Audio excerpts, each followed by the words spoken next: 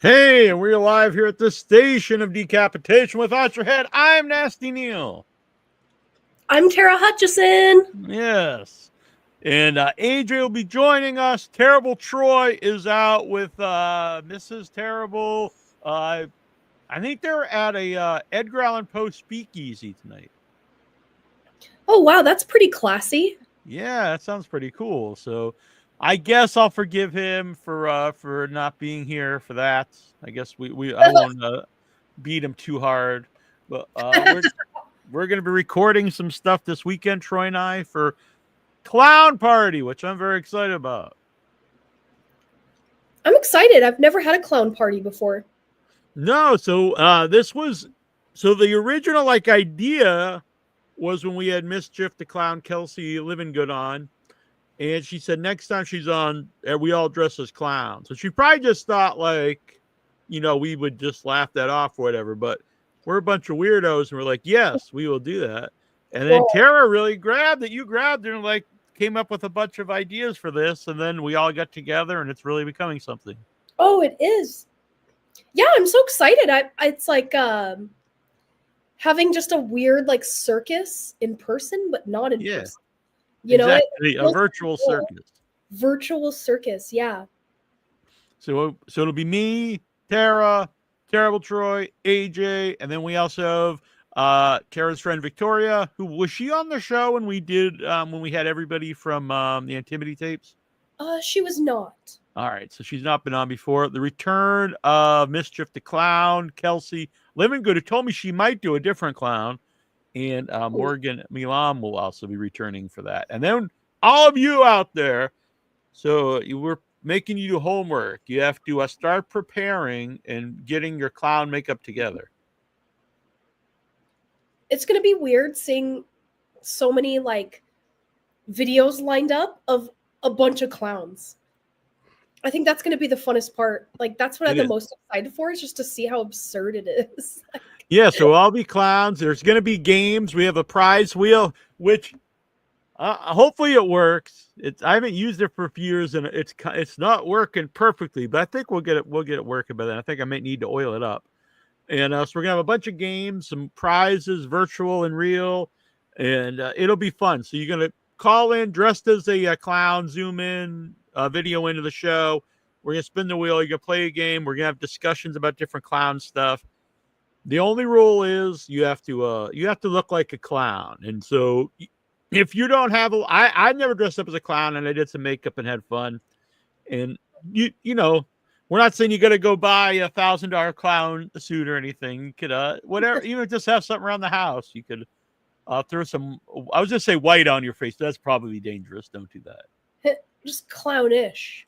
Clownish, exactly. Yeah, put baking powder on flour on your face. Be creative. Yeah, that would work. Yeah, that would totally work. Yeah. Yo, Chobo. I'll be dressed up like a clown. I do have a clown mask. Perfect, Chobo. Yay. That will be awesome. Oh, I'm so excited. All the people that will be coming on dressed as clowns. Yeah. And we're going to play a couple of the videos. It's like a fashion. Exactly. I'm excited. Although I do, I have some fun shoes, but I don't think you'll see them on the show. I might be able to do that so Bobby on Facebook, he told me I'll be in Europe that the day you're doing the show, and I was like, I'm pretty sure they have internet in Europe. Do it. We're join the clown party. Or else. Exactly. So by the way, Marcus Koch, he's having some technical issues, so I'm not sure he'll be on tonight. If he does, he actually said he's going to try on his wife's laptop. We'll have him on. If not, we'll do the interview another time. Made white. Yeah, you never know if you get really excited, Carlos. I saw Toxic Avenger. It was awesome. Yeah, I did too. This is the first time I ever bought one of these popcorn buckets. I want to see it. The popcorn bucket? Oh, the movie. Yeah. So. Give me the popcorn. They asked, do you want the popcorn in the bucket or on the side? I was like, well, on the side. I don't want to get butter all in my popcorn bucket. That's funny. Yeah. I didn't even know you could get it on the stuff. That's kind of cool. I assumed I would just buy in the bucket, but it comes with a free popcorn, so it's actually not that bad when you figure out that way. I love like going to see horror movies in the theater and then hearing people's reactions. Yeah, that and comedy. I think horror movies and comedy are the most fun to watch with an audience because you can react to the movie and you're not like annoying people. Yeah, I think it adds the whole feel of it. it's true. When I went and saw a long, long time ago, do you remember that movie Quarantine? Oh yeah. There was only like 4 people in the whole theater. And right when it ended, this guy just stood up and looked at his wife, and he was like, "Why do you bring me to this shit?" And then just left. He like patiently sat there and just like watched it and gave it a chance. And then when it was over, he's like, "No, I hated it." Like, I'll never forget that. That was so funny. That sounds like actually we went to see Toxic Avenger. Troy and I went to a Chinese buffet beforehand, and this guy, this big, I even noticed because when I came out of the restroom, he gave me this weird look, and he had this big plate of food, and he was eating it with a fork and knife, which seemed kind of weird for like the Chinese.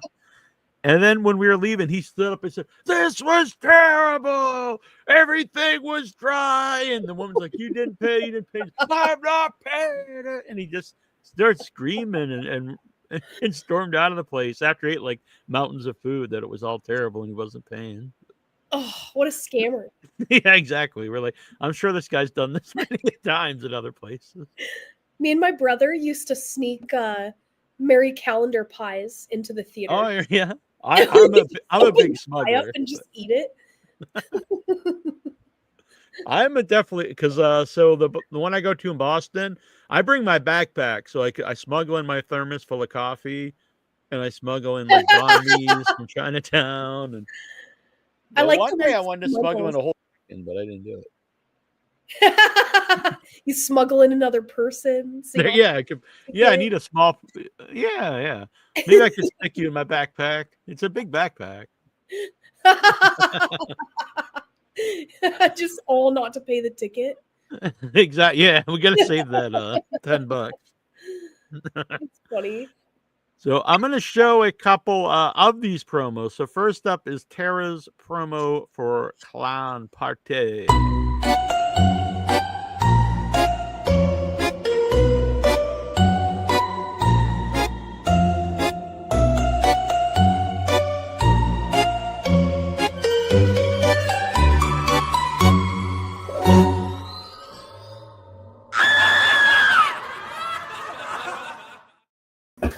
Hey, yes. And while that was playing, Marcus Koch has snuck in. Hi, Marcus. Hey, How are you doing? good. Sorry about that. Like, That's all right. ancient Not your fault. equipment. Yeah. That's all right. Well, it's good to have you here. Yeah, thanks for having me on. Yeah, effects artist, filmmaker, all kinds of cool stuff. Now, 100 Tears, because we are doing clown movies this month, but we're going to talk about like a lot of your career. But 100 Tears, this movie is, if people haven't seen out there, it's great. And if you're into extreme horror, the effects, and it's not just like, because sometimes like extreme horror, it's just like the effects are cool, but you got a great clown. It's a really good movie, but the effects are really top notch in it. Thanks. And it predates Terrifier. I was thinking that watching it, it is interesting that, and I'm a Terrifier fan, but it is interesting that Terrifier captured people so much where other films, like, I mean, they have followings and stuff, but not to that level. And I'm not really sure why, but it just has. And it's funny because like everything that Art the Clown is everything I didn't want Gertie to be. Like, like I didn't want a clown that was like, you know, supernatural or evil or wearing a prosthetic. He was more like a John Wayne Gacy, like just kind of fucked up with a grudge, just man and grease paint. And I didn't want Gertie to do anything clowny. So maybe that's where I went wrong. I don't know.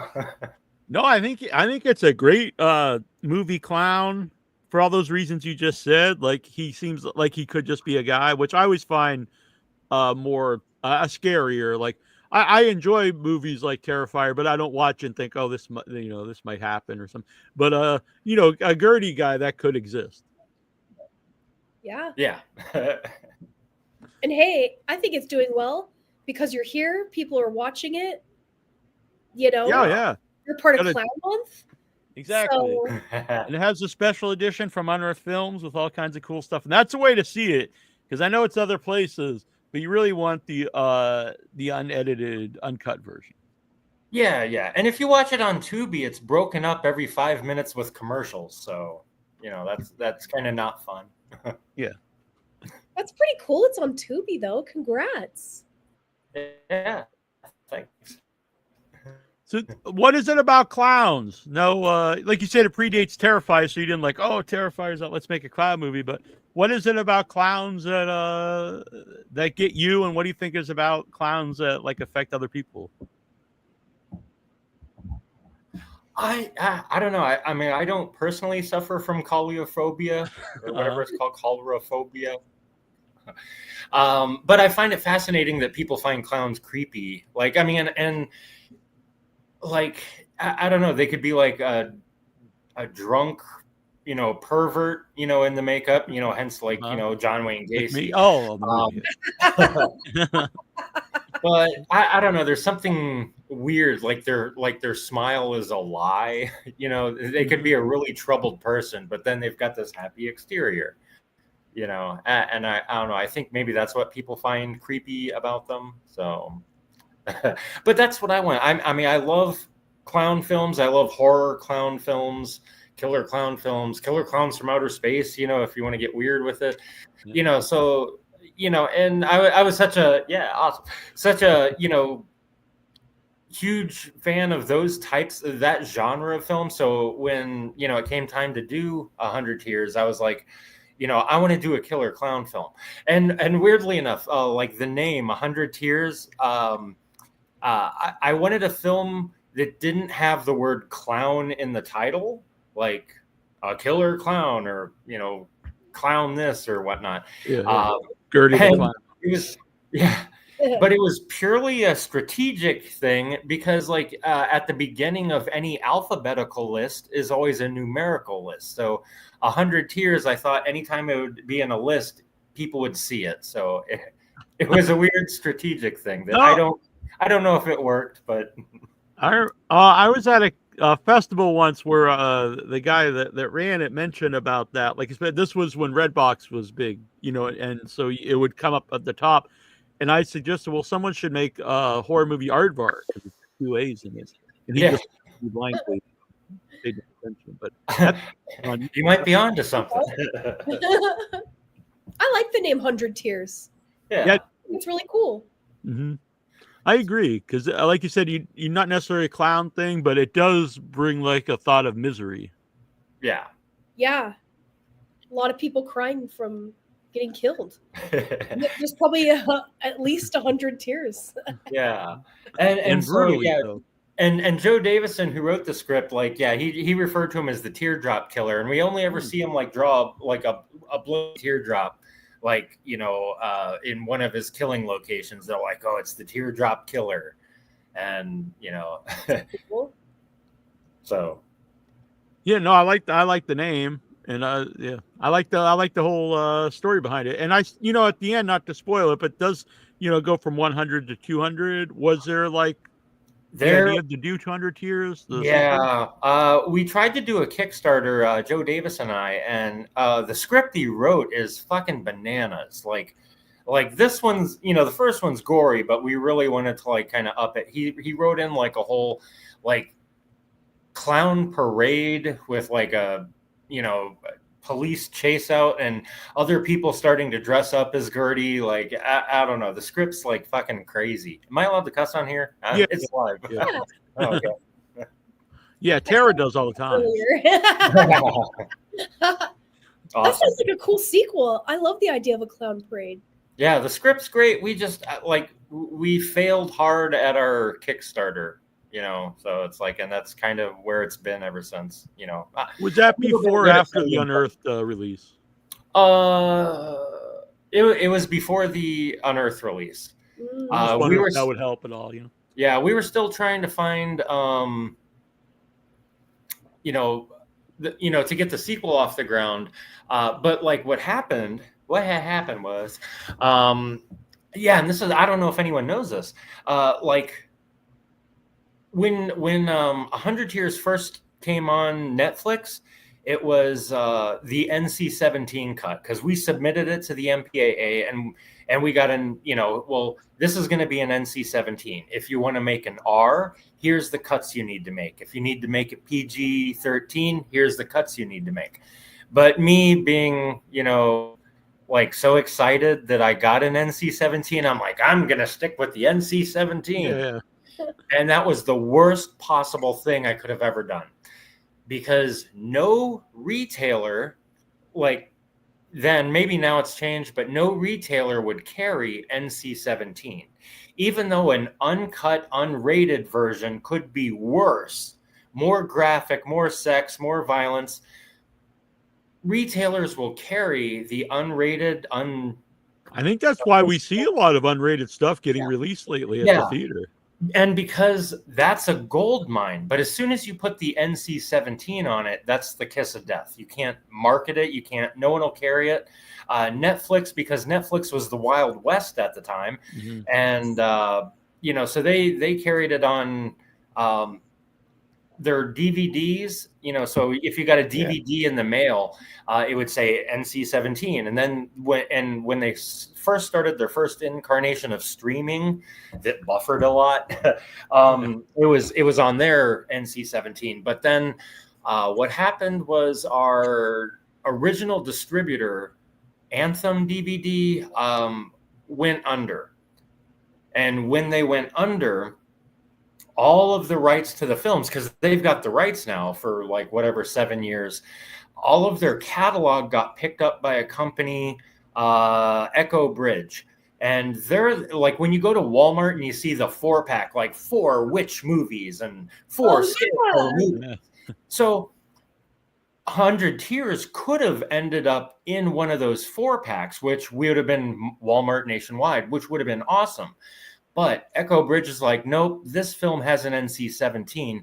We're not going to bother recutting it. So they passed on it. So like, because that happened, I got rights back and like signed with Unearthed Films. So it finally got out again. But like, he didn't want to release, you know, the NC-17 version. He wanted to put out like the unrated director's cut. So it's a little bit longer of a cut, the Unearthed version. I haven't seen the Blu-ray yet. Oh, really? David Hood did all like I guess color grade, you know, restoration. I haven't seen it, but supposedly it looks nice. Yeah, it looks awesome. Good to hear. Yeah. I always feel weird when like Tara and I have seen the movies and the guest haven't, even though it's their own movie. But I feel like I have like a secret in, you know. And so and we'll go back and forth, but you know, you which came first? Did you make movies for Unearthed? You know, work on the effects and stuff, or did you do 100 Tears for them, or get? No, yeah, I did 100 Tears first. I had met Stephen Byro years ago in Tampa. He owned a video store called Video Mayhem, and they specialized in extreme, over-the-top films from around the world. And I had made a movie called Rot, Punks, Puke, and Necrophilia when I was like, you know, that's right up our alley, 19 or 20. That sounds cool. Yeah. And Vinegar Syndrome just put that out. Yeah. Rot. It shot.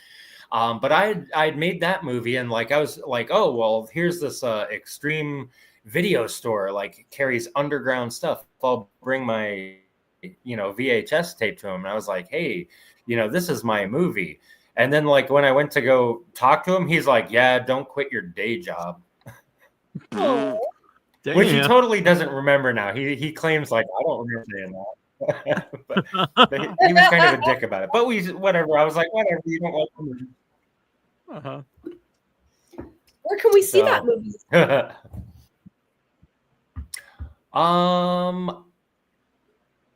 Right now Vinegar Syndrome has it, but it's not streaming anywhere. But I mean, I could send you guys a private link if you want to check it out. Yes, I want to see it. Yeah, cool. Tara's website on New Village Video shows a lot of that kind of stuff, very underground, grindhouse stuff. Yeah. So yeah, it's definitely stuff we would be into.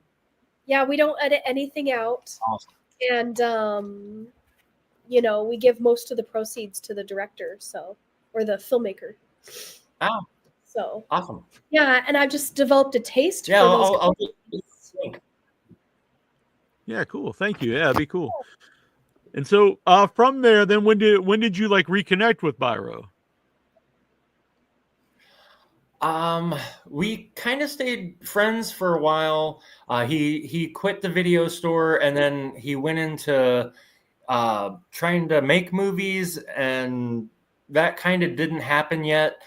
He had like 10 scripts that he was trying to get made, and like we'd always talk, and we're like, because he had just started Unearthed Films as a distribution label, and he had been, up until kind of prior to that, he was bootlegging a lot of movies, just as a tape trader. And then I guess the producers of the Guinea Pig films kind of came down on him, and he said, hey, look, your films are popular here because the only way to see them is to bootleg them. But like, I can release your film if you give me the rights. I can get them out. And he got them like out into like Best Buy, not Walmart, but I think Best Buy was carrying the box set of the Guinea Pig box set. And so anyway, but like he had the rights to that. He was like, well, I want to keep the series going. I don't want to remake them per se, but like I want to keep, new films, because those were very early experimental films in special effects. And so like, we were just talking, be like, oh, wouldn't it be great if we could just like, make an American Guinea Pig series and just kind of keep going. And then at some point, well, I was trying to get him, because he had the company, up and running now, like officially. And I was trying to get 100 Tears released through Unearthed. And then Joe Davison, like, got it through Anthem. And it was like, okay, well, like, sorry, Steve, Anthem's going to release it. And Steve's like, no, why are you signing with Anthem? I'm suing them because they owe me like so much money. And because he sued them and he won, they went tits up. So, and then years later, from these multiple experiences, they don't sound like they were the best company to work for, or have distributing your stuff anyway. So. Yeah, so it went for full circle, and Stephen Byro and Unearthed has it now. But then at some point, Stephen's ex-wife now, like, divorced him, and he needed a place to stay. And I was out of town working on a film. I'm like, sure, you can come move into my house. And so he moved in while I was on the road. And so when I came home, it's like I have a new roommate. And so like then like now that we're roommates, we're like, okay, let's seriously talk about getting American Guinea Pig off the ground. And he's like, here's the starting point. Have you seen any of the American Guinea Pig films? Yeah. Okay. I've seen many of them, yeah. Okay, so he wanted, as a starting point, to like kind of do a play, instead of Flowers of Flesh and Blood, he wanted to do Bouquet of Guts and Gore.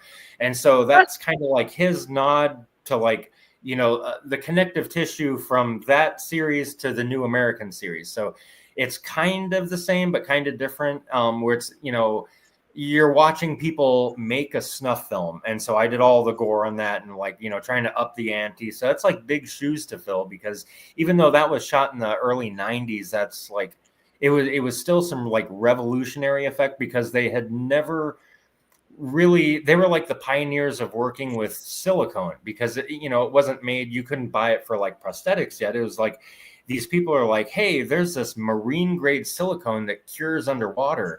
I wonder if we could fill this in molds, and it's kind of soft and fleshy. And so that's like begot like silicone makeup and silicone prosthetics work. So Wow. So you were doing it before anyone even knew about it.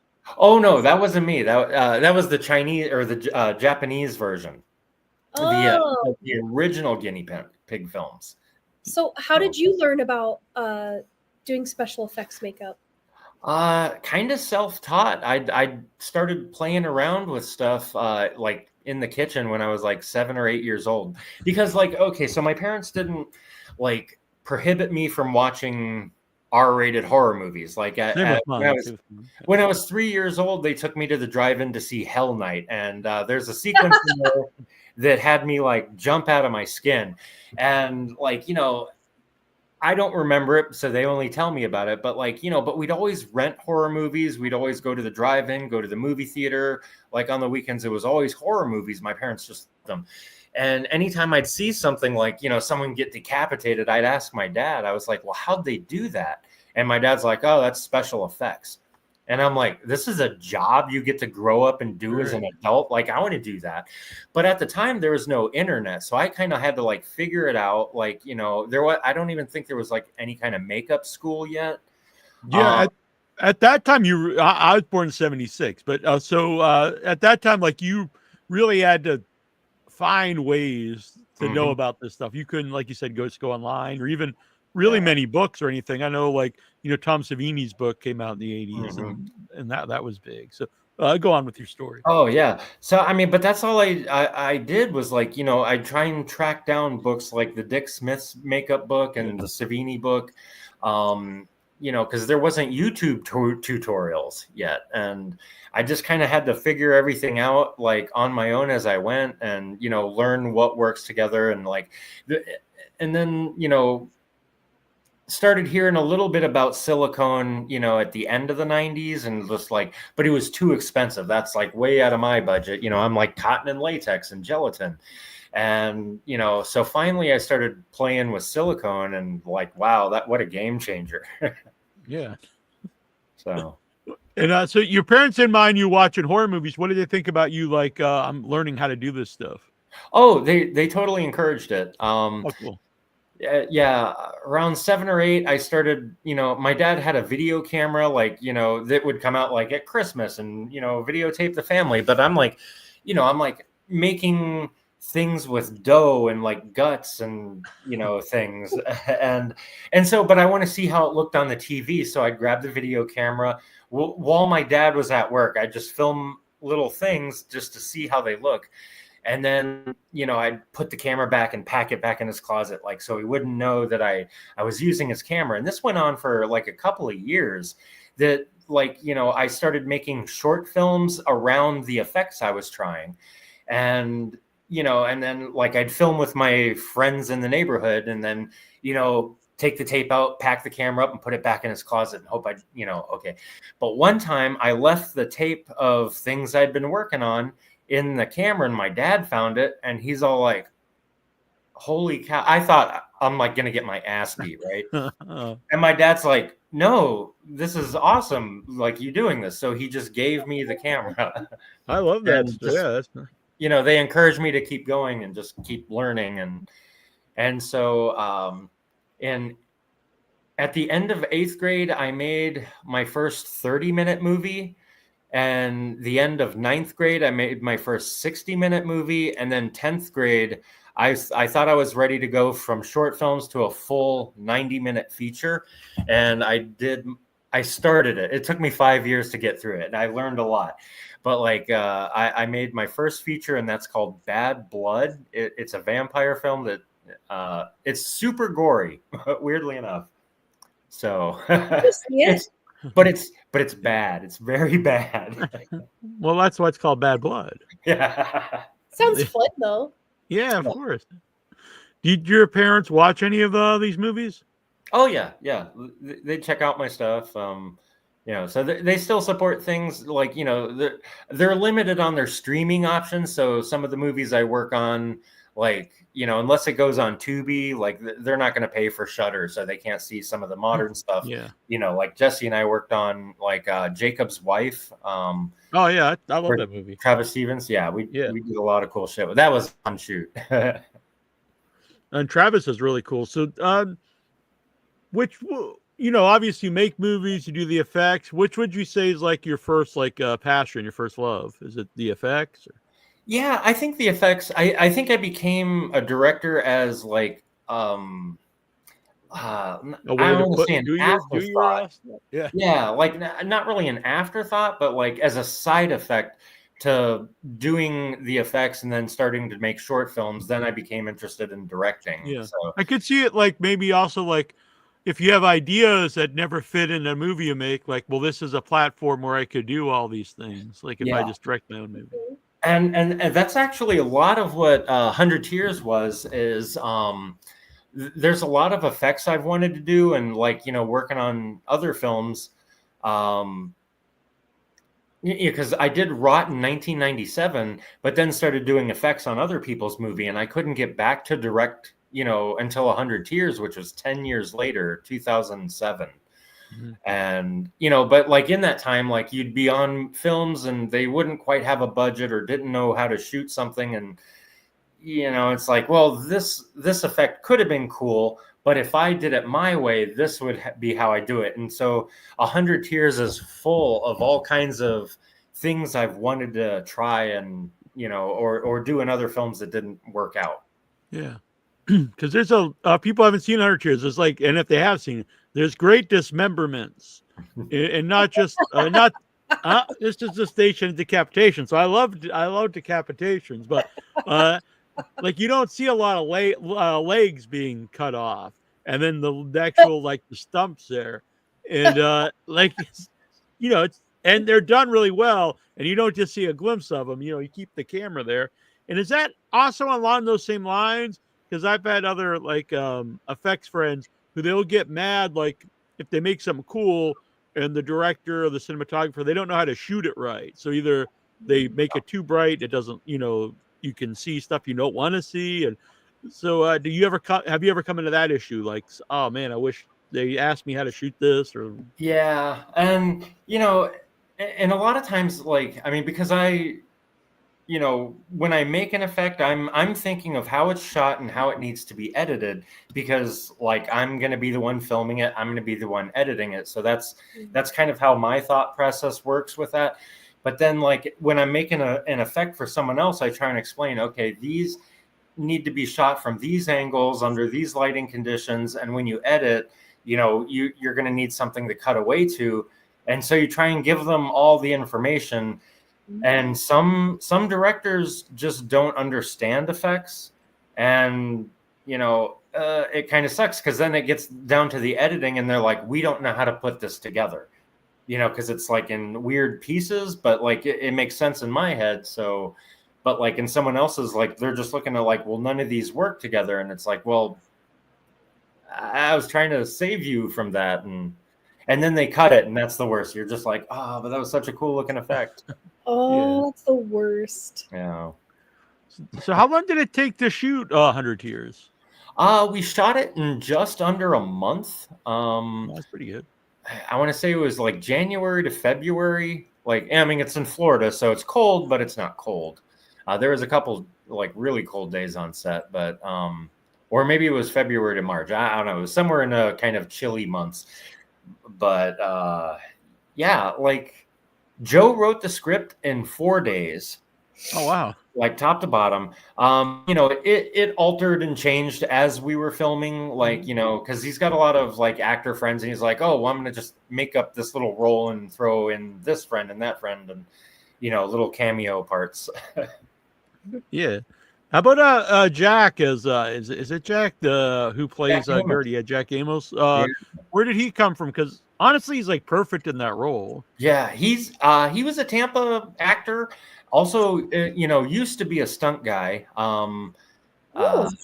Yeah, him, and when they're in the Showtown, the bartender who's all like, talking to Drago, the dwarf, he's also a stunt guy, and he was a stunt guy back in the day. Like, I think he was like Burt Reynolds' stunt driver on some stuff. Yeah, the Wild West days. Cool. Yeah. When they didn't take safety precautions. Oh, no. That's really cool. Yeah, I noticed. I saw on his IMDb about stunts, and I was like, that makes sense because he's like a bigger guy, and like he's really moving around in 100 tiers. Like he's run up the stairs with the big, and I was like, he's a pretty physical guy for, he's not like super young, and he's a big dude, and so it makes sense that he's a stunt guy, and I think that's really perfect for that role. Yeah, and it was crazy because he could swing, the cleaver. And the thing with the cleaver, there wasn't like a lightweight stunt double. Like we had the cleaver, and then I had like a half cleaver, like when he's, hit someone in the crotch with it. But outside of that, it's 1/4-inch aluminum. It weighed probably like 15, 20 pounds. And he would swing it and he could just stop. Like without like. Oh. Yeah. He was a pretty buff dude. Yeah. Yeah, he had good control over it. So well, good. No one was hurt on he didn't the film. Hurt anybody. Yeah. All right. He didn't sever any limbs or anything. He had control. Yeah. Everyone's still in full. Everyone's in full contact, and they all have four arms. Yeah, 2 arms, 2 legs. So they're okay. Yeah. That's so cool. I mean, like people get to work with like a stunt guy as the clown killer. Yeah. You know what I mean? Like that's actually really cool. Yeah, and I honestly really recommend the movie for anyone out there who's not seen it. I think it's great. And the Blu-ray is filled with stuff. So I know sometimes people don't want to buy the Blu-ray right away, but if you do see the movie and you would like to see an uncut one, the Blu-ray not only is it the uncut movie, but it's loaded with all kinds of special features, all kinds of extras behind the scenes. There's some funny behind the scenes stuff of like Joe and I, like, cleaning out the trailer that we used for Drago's, kind of trailer that he lived in. Where did you film like his lair or whatever that he's killing the people at? Ybor City. It was I think it was called like the Ybor City Cigar Factory or something. Like, I mean, there's like so many cigar places in Ybor City, but it's in Tampa. The exterior that you see of the building is not the interior. That was a totally different warehouse, but like the interiors were all shot at like the Ybor Cigar Factory. Because that's what it was back in the day. It was when we were there. It had been taken over by a group of like kind of hippie commune artists who had just kind of taken over the space. Somehow they got their hands on it and like let us build in it because they would throw like raves and stuff, and so they just had 2 floors of open space, and so they're like, yeah, come in and film, and you can make a mess. Cool. Yeah, I wonder what the hippies thought. Like, then they see this guy run around with a giant cleaver, and they're like, "Wait a minute, man, this isn't all peace and love here." Yeah, well, they're pretty cool. Some of them are actually in the film. The guys who ran the place. When Rain Brown hooks up with a guy at the bar and then makes out with him in the back alley, and then like later he's found dead with his mouth slit open. Yeah. He was the guy, Blake. He kind of ran like the hippie commune. Oh, okay, that's good. Rain's great in the movie too. Yeah, I'm thankful. Ted Gagan, who did "We Are Still Here," I've had him on the show a couple times. I'm a big fan of his work. Yeah, and Ted and I have been friends for a long time. I did effects on one of his early films that he wrote the script for, called Nikos the Impaler. I've not seen that. It's maybe you're not missing anything, but like, growing up in the tape trade era, VHS, there was these German extreme splatter films called the Violent Shit series, and that's what they're called. They're directed by Andreas Schnaas, and this was going to be Andreas Schnaas's first English made in America movie. He's like coming to America, to New York, to shoot his new splatter film, like, and so like Ted and I like had been talking on that, or that maybe that's how we met. But yeah, like we did all the gore on it. It's got like almost upwards of 50 death scenes. But it's so goofy and it's bad, but it's gory. Yeah, no, On a I no think budget. that's fine. That sounds really fun to me.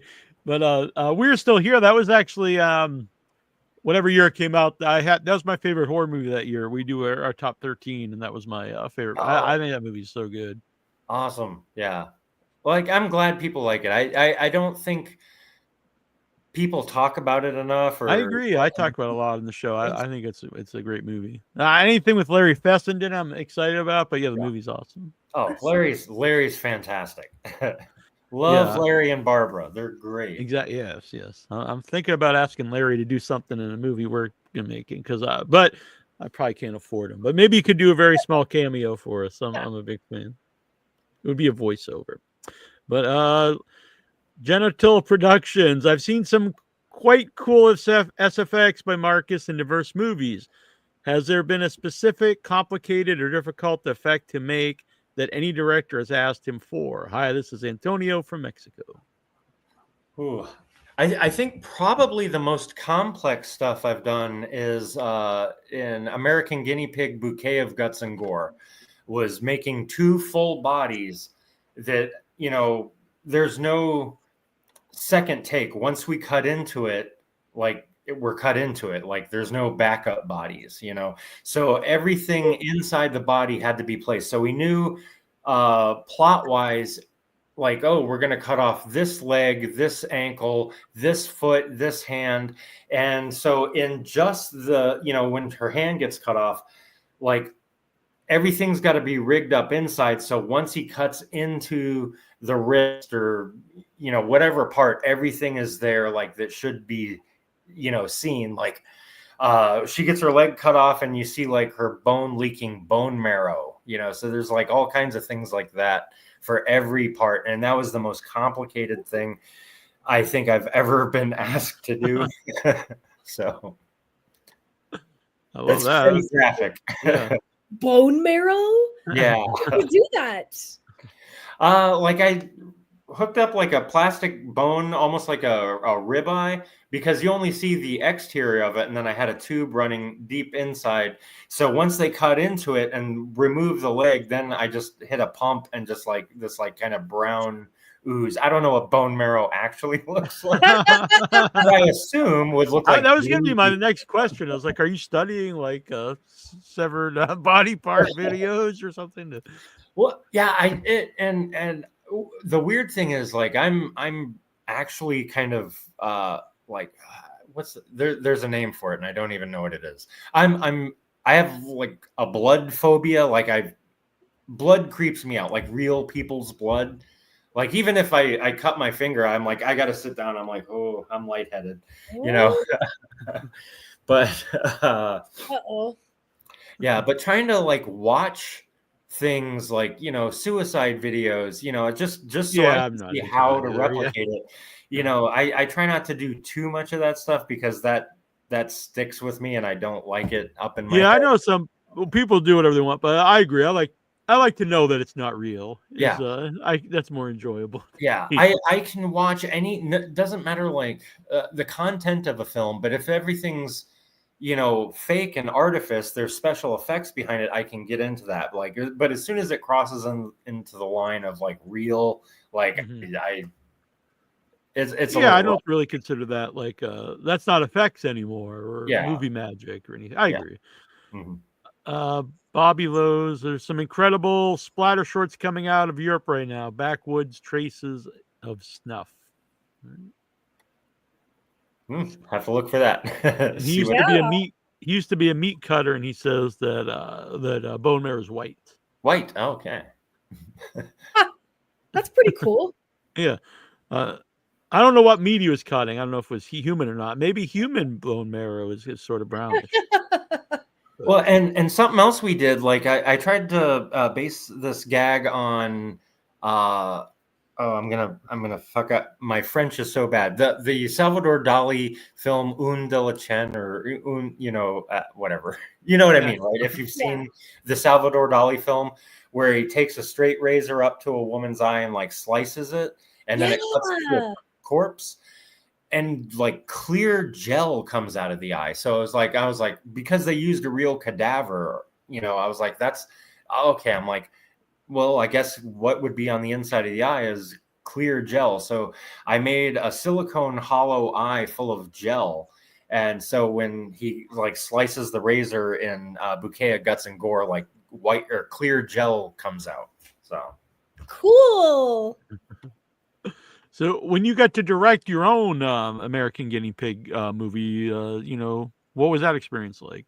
Oh, it was awesome. Like Steve and I, like, trying to figure out what we want to do next, because we want them, we didn't, outside of Bouquet of Guts and Gore, obviously being, like a follow-up or a prequel to Flowers of Flesh and Blood, we wanted to do something totally different, but still felt like canon.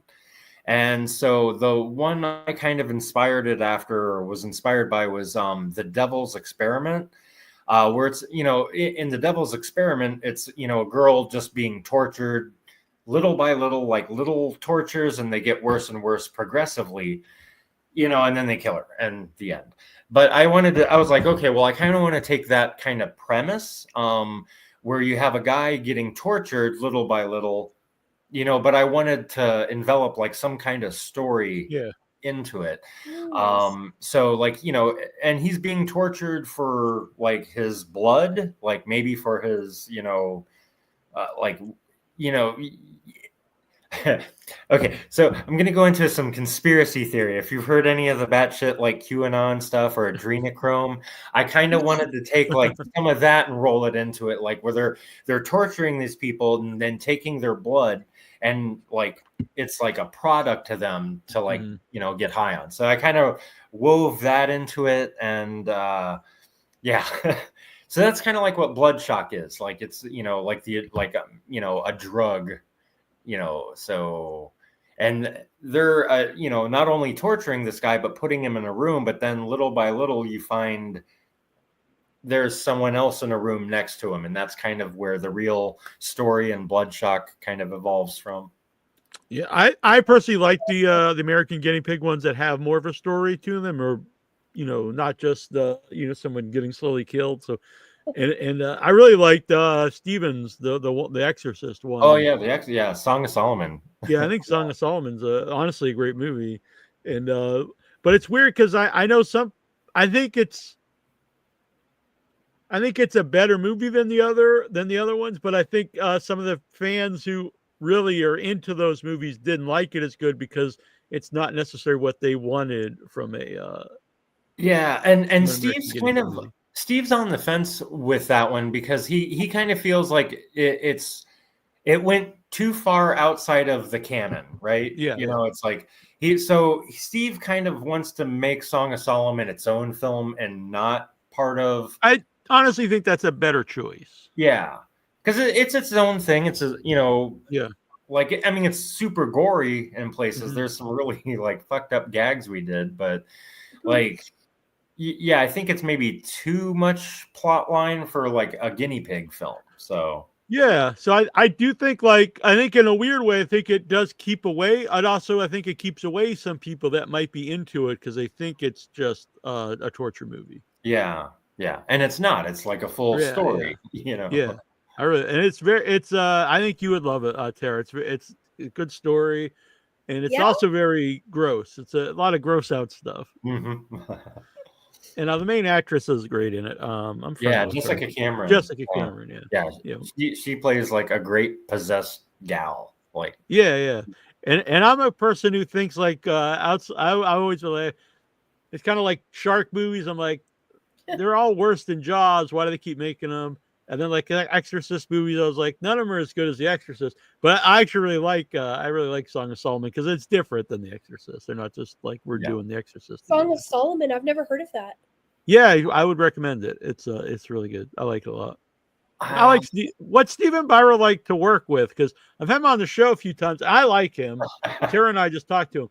But I could see kind of like how he was when you were saying, he said, like, don't quit your day job. So I could see, depending on your personality, maybe it could clash with people.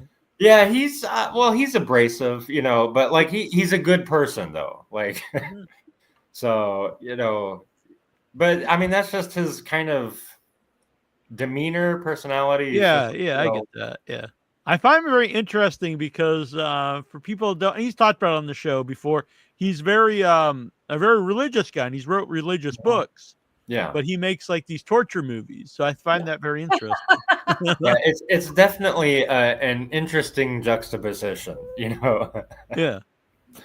And so I have to ask about Purgatory Road because my friend Trista Robinson movie. Yeah. Oh, used to be she's on great. the show. Yeah, I love Trista. So how did you get involved in Purgatory Road? Well, I think probably more so through Steve because Steve's friends with Mark Savage. And then I just happened to be in Tampa and worked on another film with Mark Savage like a couple years prior to that, but did very little. What the hell? It's got a different name now. It was at the time it was going to be called 120/80. It was a movie about a character who has high blood pressure, and he's going to have a heart attack if he doesn't bring his high blood pressure down. And so the one thing he finds that kind of cures his high blood pressure is killing people. And so it's like calming. And so it's kind of a dark comedy. Bill Oberst Jr.'s in it, and I'm a big fan of Bill Oberst. I actually was just talking to him today. Oh yeah, Bill's great. Like Papa Corn from Circus of the Dead. Like I love that one. Yeah, we're doing a Circus of the Dead 2 interview at the end of the month for Clown Month. It's going to be the final show of the month, and I was trying to get Bill Oberst on. He just will not be available then, but we'll have Billy Pone on, and so it'll be cool. Cool. Yeah. So sorry, it was interesting. I was just literally talking to him before the show, Bill Oberst. So that was a good experience with Mark Savage in that movie. Mm-hmm. I've never seen that one because we've had Mark on the show too. Oh yeah, Mark's great. It's just everyone kind of knows someone, and then someone will pass my name along, and that's I've just been working from word of mouth, really. That's good advice. I know it seems like common sense, but if you're if you're a nice person, so people like to be around you, obviously being talented, but everyone in movies are talented, I think, on some level. But so if you're like a good person and people like to be around you, that's going to help like people like, oh, this is a good guy to have on set. He's talented. And that leads to other things. Yeah. That's true. So don't be a dick is what I'm saying. Yeah. really good, rules of advice is, don't be a dick because you don't know who on set is, their parents or family could be like rich and you don't know that. They're like right. The new guy, and you don't treat anyone like they're below you, Mm-hmm. Years ago. Anyone out there with rich parents, Tara and I were making a movie in spring, so you can email us. Go on. Anyway, yeah. I mean, but like interesting enough, like I don't talk to them anymore, but years ago I met this kid. I don't know if I want to say his name. Well, maybe I can say his name. I met him before he was like a name now. Like he was like this little kid named JD Lifshitz, and met him at a Texas Frightmare convention, and got to talking to him, and he brought me out to LA, and we shot a short film that he was working on with AJ Bowen. I don't know if you're familiar with that actor. That name sounds very familiar, honestly. He's in a movie called The Signal that's awesome. Highly recommend that. Anyway, but like this kid, JD Lifshitz, him and his partner, Raphael, they brought me out to do effects on this little short film they were working on. It was one of the other lead actors in it was AJ Bowen was the lead, and then there was John Landis's son, Max Landis. He was in it. And anyway, fun time. I got to do some like gross, like Herbie makeup on some girl. But I didn't do too much other than that. And it was a fun time. And I haven't talked to those guys since. I've never even seen the short film. But now these are the producers who are behind Barbarian and Companion. And just recently, we just saw it the other night. What was it? What did we watch the other night? Was it Weapons or Weapons? Yeah. Yeah. Weapons. It's like those two kids are producing these films now, so it's like, fuck, yeah. You should never have been know. nicer to him? Yeah. Well, that's interesting you said that because I actually noticed. I'm bad with names. He directed a movie you worked on, Frankenstein Created Bikers, and oh god, no. Oh, fuck. Yeah, Atlanta. God damn it. I worked on Frankenstein Created Bikers. Yeah. James. No. I feel terrible now. I can picture him drinking with him. Because I saw just out of the blue, I saw this. He actually worked on Weapons. He was like set designer.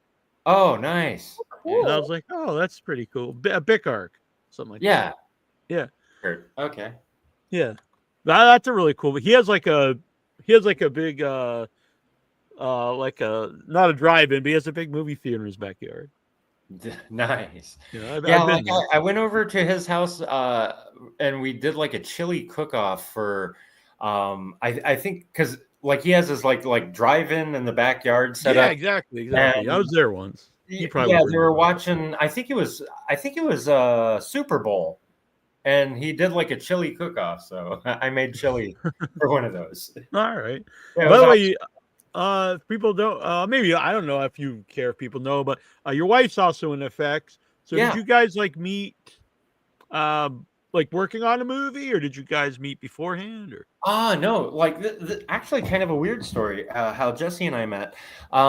She's kind of been in the underground film scene for almost 20 years now. She's used to work with Wicked Pixels. Back in the day, Wicked Pixel, when they were doing their Sub Rosa Extreme movies, and but like she was working on a proof of concept film and needed an effects guy and an actor who was, both of us had kind of in common as a friend, was why am I forgetting his name right now? God damn it.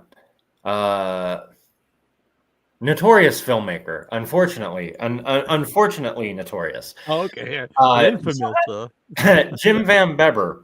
Oh, I know Jim. Yeah, he's especially the last few years. Well, probably forever, but the last few years, not the greatest guy, but yeah. No. But she needed an effects guy, and so Jim Van Beber gave her my contact info, and like.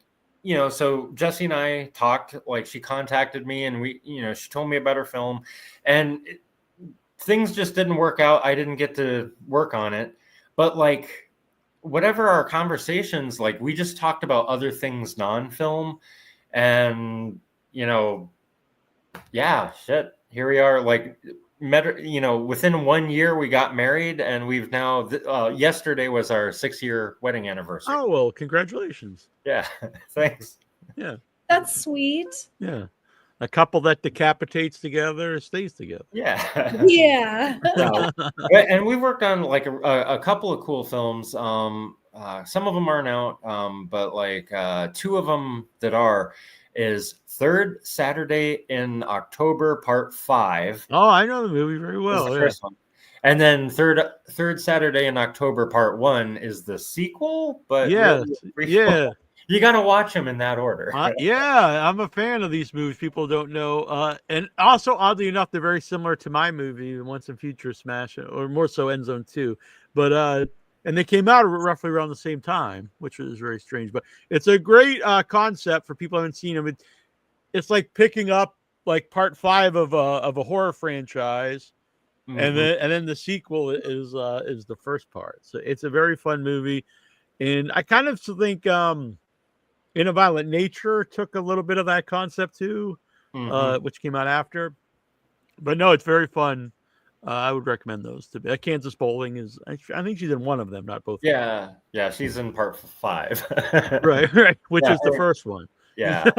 If that wasn't confusing enough. But no, they're wicked. They're really, really cool, very original. I like them a lot. Yeah. Aliens, Clowns, and Geeks with Richard Elfman, Richard Elfman. who's a good guy. I know Richard. Yeah, no, that was kind of like a dream come true to work with Richard Elfman, because Forbidden Zone's one of my hands down all time favorite films, and and he had written Clowns, Aliens, and Geeks a long time ago. It had its original title was Hipsters, Gangsters, Aliens, and Geeks. Long ago. He was talking about making that, and he had started shooting some of it with Susan Tyrrell. I remember hearing or reading an article about like them filming something out in LA and her getting arrested. But that whatever version that was never came to fruition. And then years later, I'm out in LA and got the opportunity to work on, Clowns, Aliens, and Geeks. I'm like, fuck yeah. I remember like hearing about this, after high school. So, and I make a cameo in that. Yeah. Richard's amazing. Yeah. Richard's a really fun guy. And I'm always jealous because he makes all these giant steaks. And I'm like, man, I would like a Richard Elfman steak. Yeah. I've been over to his house and, I've had snacks for the film, but I've never gotten to have one of the, the Elfman cookouts, I would love that. Yeah, I agree. Him and Anastasia are awesome. Yeah. So, love them both. Yeah. So real quick, I'm gonna make this show about me, but so when we did End Zone 2, it was my first feature film, and Anastasia Elfman's in it. And so Richard was gonna come out and cook for everybody steaks on because we rented this in Lake Arrowhead. And like almost everyone on the set were vegan, so he didn't come over. And I was like, I'm not vegan. He can come over. I want a Richard Elfman steak, but I guess I'll have a salad. It was still a good time. So, are you working on anything currently? Everything's kind of on hold. Jesse and I, I've been working with a haunted attraction here for the last couple years.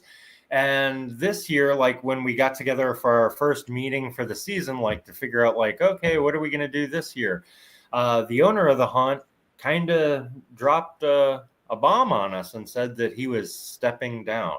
Oh, that's too bad.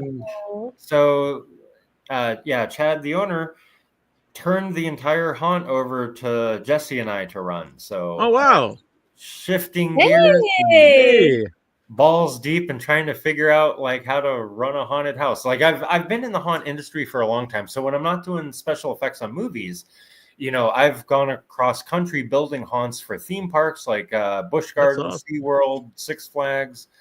And I've done that for almost 15, 20 years. But now but I've never been on the business side, the running side. So that's now what I'm kind of like, that's my life right now. I had to shift gears, it's still horror related, but different world. So that's so cool, Marcus. Yeah. Oh my God. That's like seriously like, that would be like a dream come true to work on haunted houses. Like that's so cool. Always wanted to have my own haunt, and Jesse and I have been talking about it since before I even got involved with the local haunt. It was the closest local haunt to us in the Monticello, and because after I left LA, we got married and we're like, let's do a small town in the Midwest, so we can afford a house. So that's how I wound up in the middle of nowhere, Illinois. Is small town. We got a house with a yard, so I'm not paying LA prices. And we thought this would be great because we can travel left and right coast. We can go down to Florida for films, down to Alabama, Mississippi. We're just kind of central location. And then because people think if you're only in LA or New York, maybe but Atlanta has a big film. I think a lot of places do that. People don't realize you can make movies at. So, but when I got out here, it was the closest haunted attraction. It was only 20 minutes up the road in two towns over. So I'm like, well, I'll go check it out and see what it's like. And when I saw the haunt, I was like, this is it blew my mind that it was such like a low budget haunt, but it was like, big, like, whoa, wow, holy shit, you're like really doing it. And so I got involved with them. I was like, I got to work with these guys.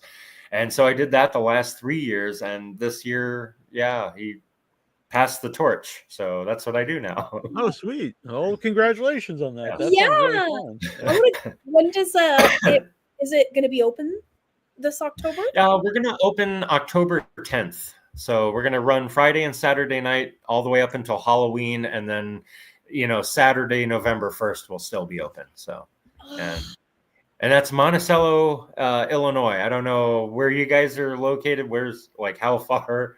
Yeah, I'm in Massachusetts and Tara's in Arizona. Yeah. Oh, Arizona. Oh, I love haunted houses. Yeah. I have a scar from a haunted house. Oh no. Yeah. Like where I like ran away and I like ran into a chain link fence. Oh, wow. And the guy had like a bladeless, like chainsaw and he like felt really bad. It was so funny. But I like it though, because I'm like, like it feels like Well, that'd be great. That'd be great if any of us can make it out there. And anyone listening in the area should definitely make it out. Yeah. And what else? I mean, I've still got other films I've worked on, this past year that are going to start coming out this year. Box Cutter is a really... Oh, I know the director. Lucky. Lucky Serrano. I have one of his movies around here somewhere. Oh, yeah, here we go. Freak. Oh. Freak, yes. Okay, yeah. So got to work with Lucky, went out to Lake Placid, New York, and we filmed... Yeah, he's a really cool guy. He's going to come on the show, actually, for Box Cutter when it's closer to coming out. So. Awesome. No, he's a great guy. Another film, I don't know when the release date, but is going to be, because it's still in very long pre-production, but very long post-production, is another film called Relentless by Trevor Younger out of St. Louis. Yeah. He's been pretty tight-lipped about it. He keeps off Facebook a lot. Okay. So those are two really cool ones I did last year that are coming out soonish. So sweet. How exciting! Yeah. It sounds like you're so busy with so many cool projects. That's awesome. A lot of stuff going on. So congrats. Thanks. Yeah, it was cool to have you on, and you're welcome back anytime when we'll plug the haunt here on the show. And anything cool's coming out, or just come on and talk to us about horror stuff if you like. Oh, definitely. Now that I know, like, that I can at least get on. Yeah, it'll be much smoother next time. Yeah. So 100 Tears, I think it's a great. I hate to say underrated because I don't mean that negative. I think underrated clown movie. People should check it out. It's on Tubi, as you said, but if you like it on Tubi, get the uncut one from Unearthed Films with all the cool extra stuff on it. Super gory. So yeah, very gory and very brutal. The deaths are. It's still funny. Yeah, it's still. Yeah, exactly. Yeah. Right. It's like Stephen Biro. It's religious but also gory. I don't know, but no, super, very brutal, like long deaths, but has a story. It's a good movie. I like it a lot, and a great clown. Thanks. Yeah, stunt clown. Yeah, stunt clown. Yeah. Jack. Maybe we'll get Jack on sometime. That'd be fun. Yeah, he'd be great. I don't think anyone's ever reached out to him to ask him, but he would definitely love to do stuff like that. All right. Yeah, I think we will do that then. We'll get we'll see if he'd be interested. Yeah, thank you. Cool. Yeah. And where can people follow you to see what you're up to? Pretty much the only social media I'm on is Facebook. I had an Instagram, but I haven't used it in probably 6-7 years now. All right. You can go look what you're up to. I heard Instagram's totally different now. It is. I've been trying to use it more because I know it's what all these youngsters use, like Tara. So I guess we should. Thank you. Use it more. Yeah. But I'm a Facebook guy too. But I realize, it should. I guess I should be everywhere. Yeah. All right. Very cool. It's good. Nice to talk to you. Yeah. Thanks for having me on. That was fun. Yeah. Nice meeting you, Marcus. Yep. Good Bye. Good meeting luck with you. all your projects. Yeah. Thank you. Yeah. And good luck with the haunt. Thanks. Bye. Bye. I'll take all right, cool. I always feel bad removing someone from the group. I feel like but I realize if I don't do that, then they feel awkward just standing here. Like you're like hanging up on someone. Yeah. I was like, I don't want to do this. I feel bad. Wow, But, what a nice guy. Yeah, he's awesome. He was so nice. That's all the stuff he does is so cool. Yeah, at first I thought it was going to be like a bad story, like they closed the haunt, so I'm not doing that anymore. Then it was like, but we're taking over. I was like, oh, cool.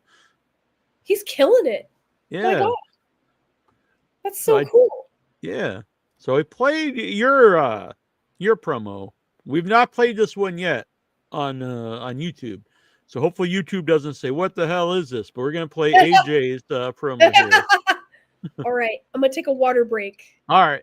So if you're not back right after this, I'll play another trailer. But here we go. This is AJ Cutler's promo for Clown Party 2 weeks from tonight. Be here. Be there. Be somewhere. But be here. Be here.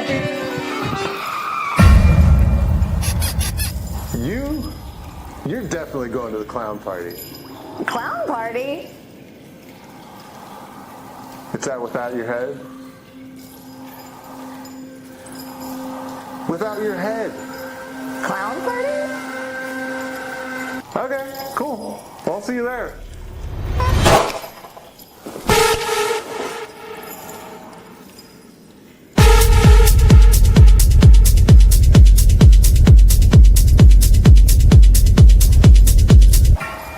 I still don't know when it is.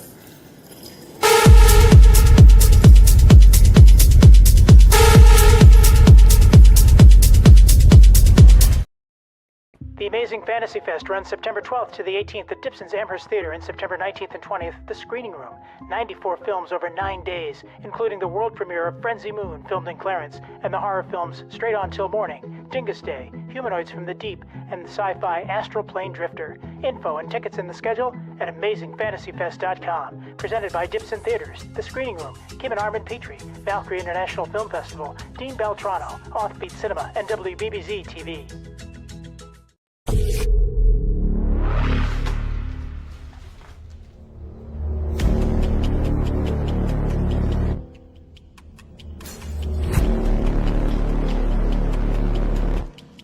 Hello? You said that everyone's got gut in them. Let's give our contestants a big round of applause. Why is he calling us contestants? Because I know how to play the game.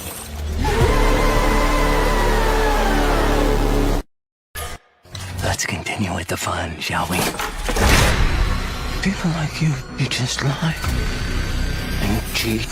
Please help me! And you hurt people. Please help me! Please help me! Now it's time for Wheel of Fame. I'm sorry! Everyone's a winner!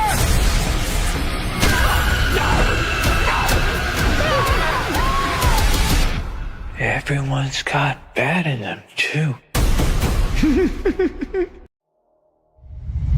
Hi, I'm Andrew, and I play Percy. I'm the happy-go-lucky nerd, from what I understand.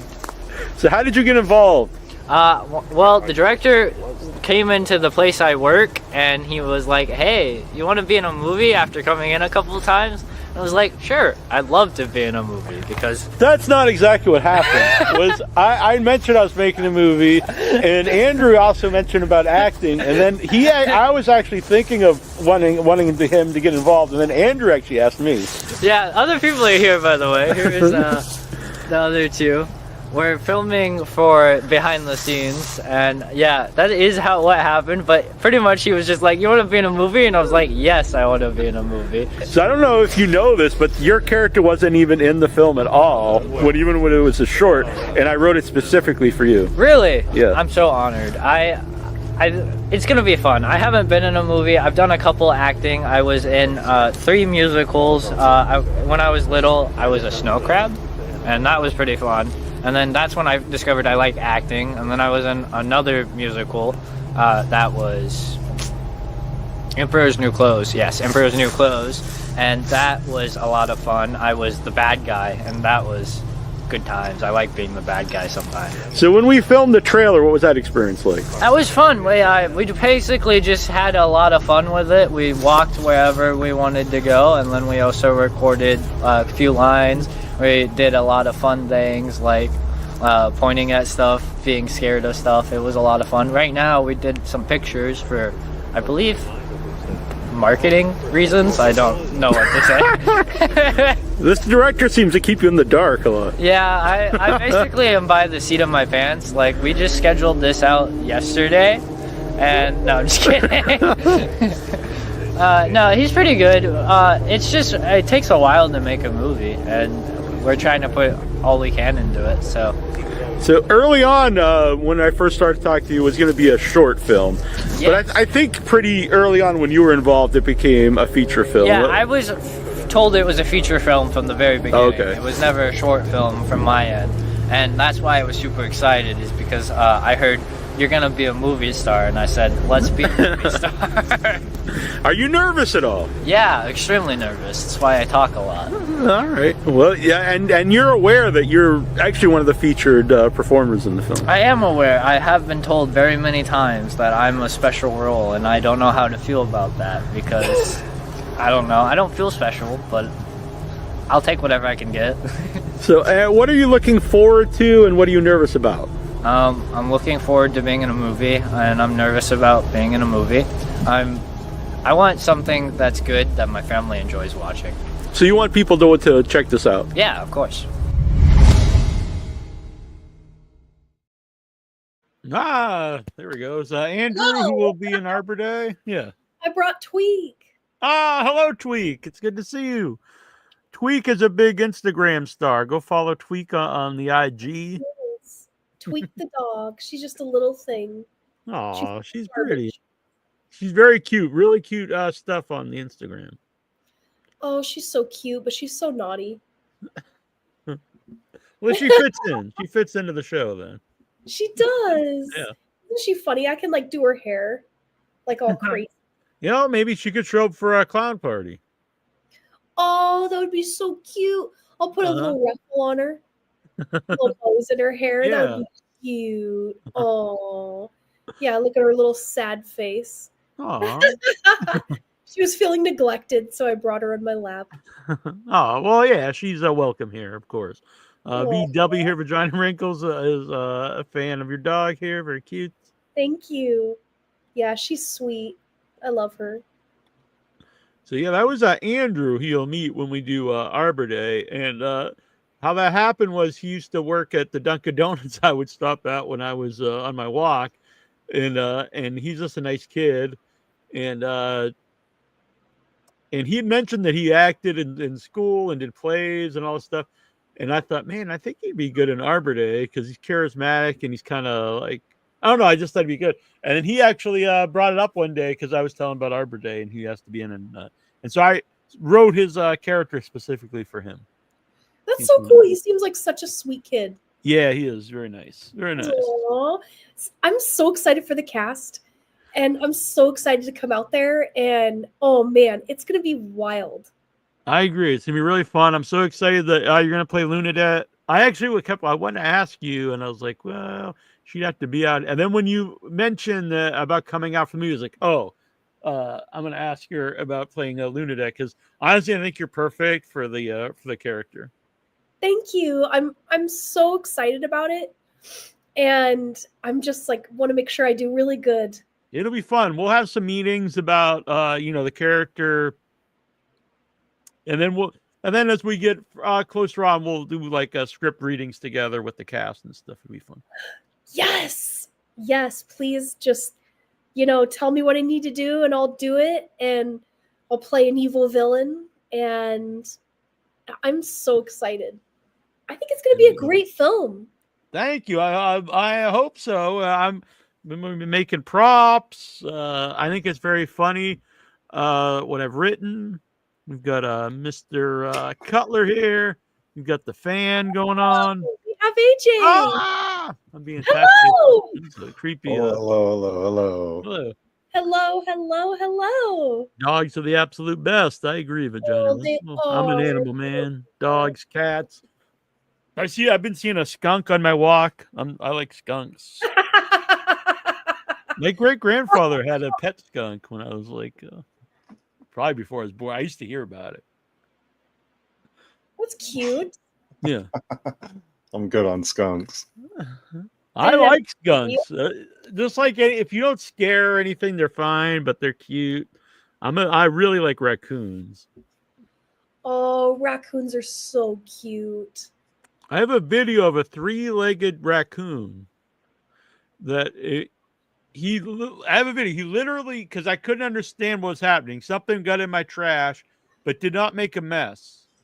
And so I watched him one night, and he would rock the garbage can from my deck, so it would like lean against the deck. He'd knock off the can. He'd open up the trash, not rip the bag. He'd open up the top, and he'd reach in and take stuff out.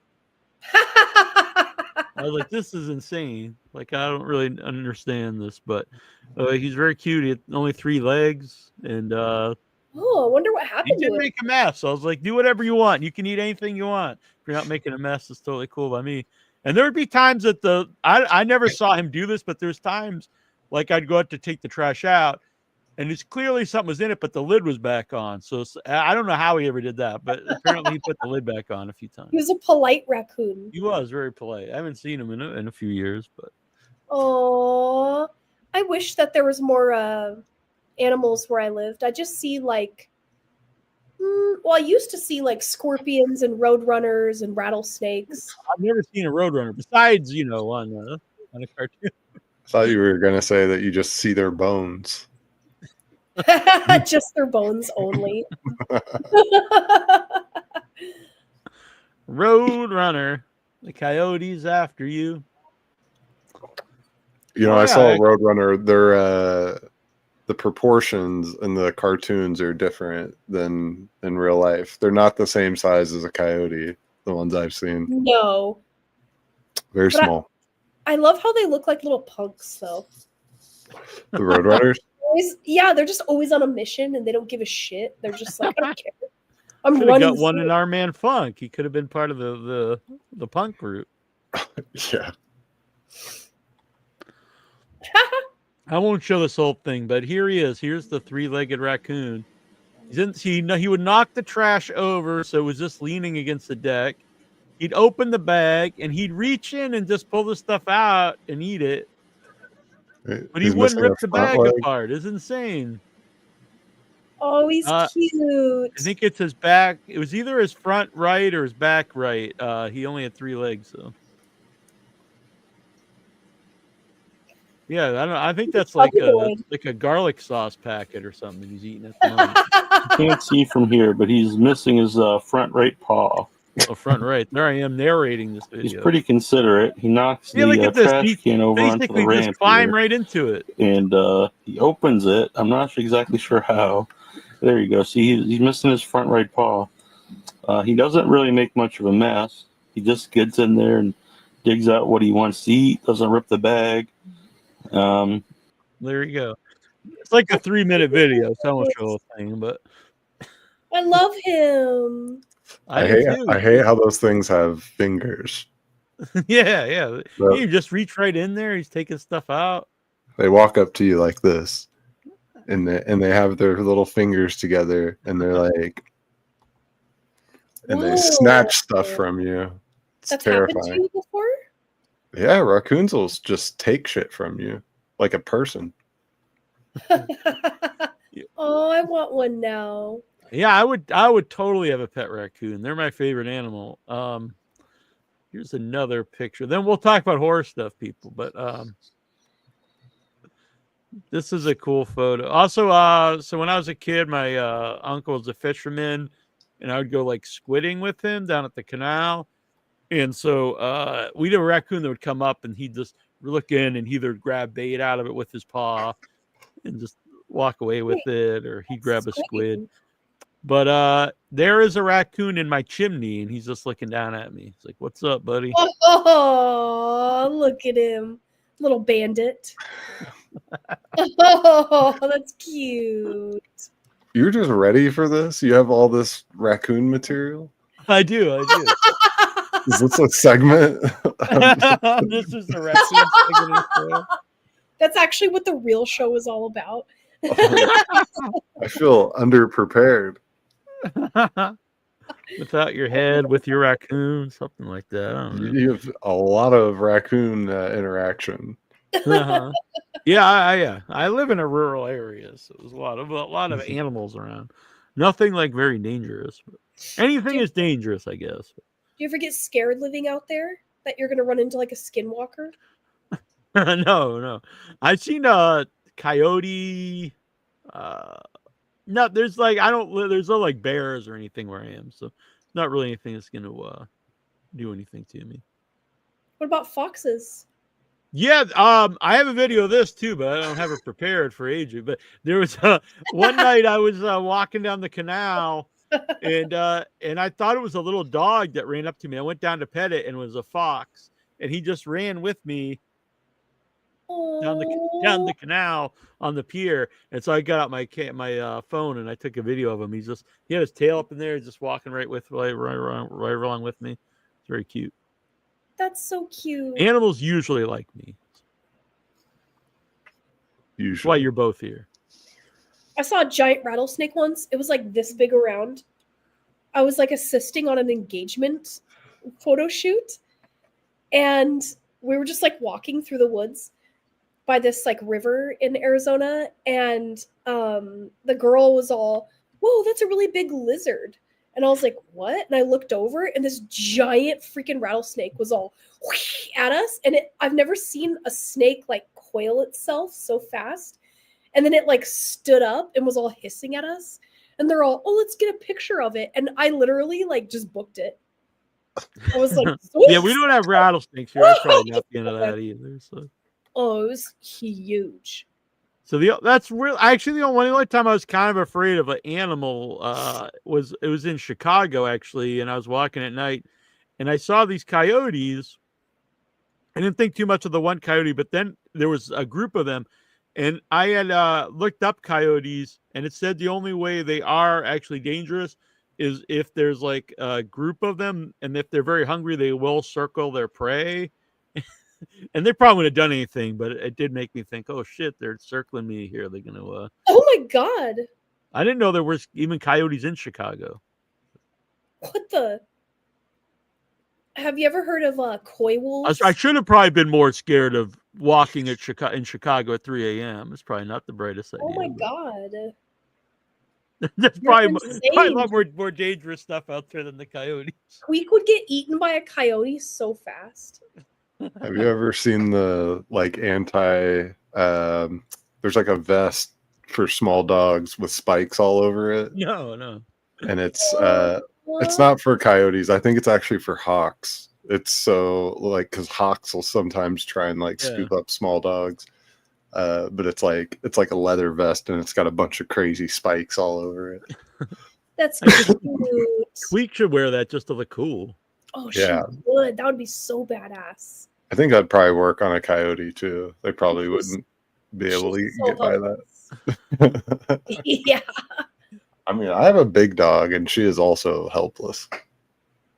Really? She's just a big baby. Just a companion, nothing else. She's 1 inch away from me right now, guarding nothing. Just being a noble steed. She's just ready to cuddle and go to bed. That's all she ever wants to do.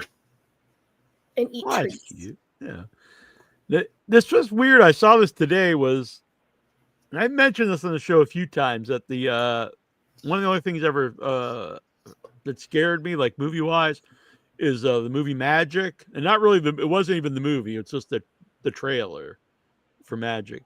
And I said this many times on the show. And I saw today that Sam Raimi's going to do a remake of Magic.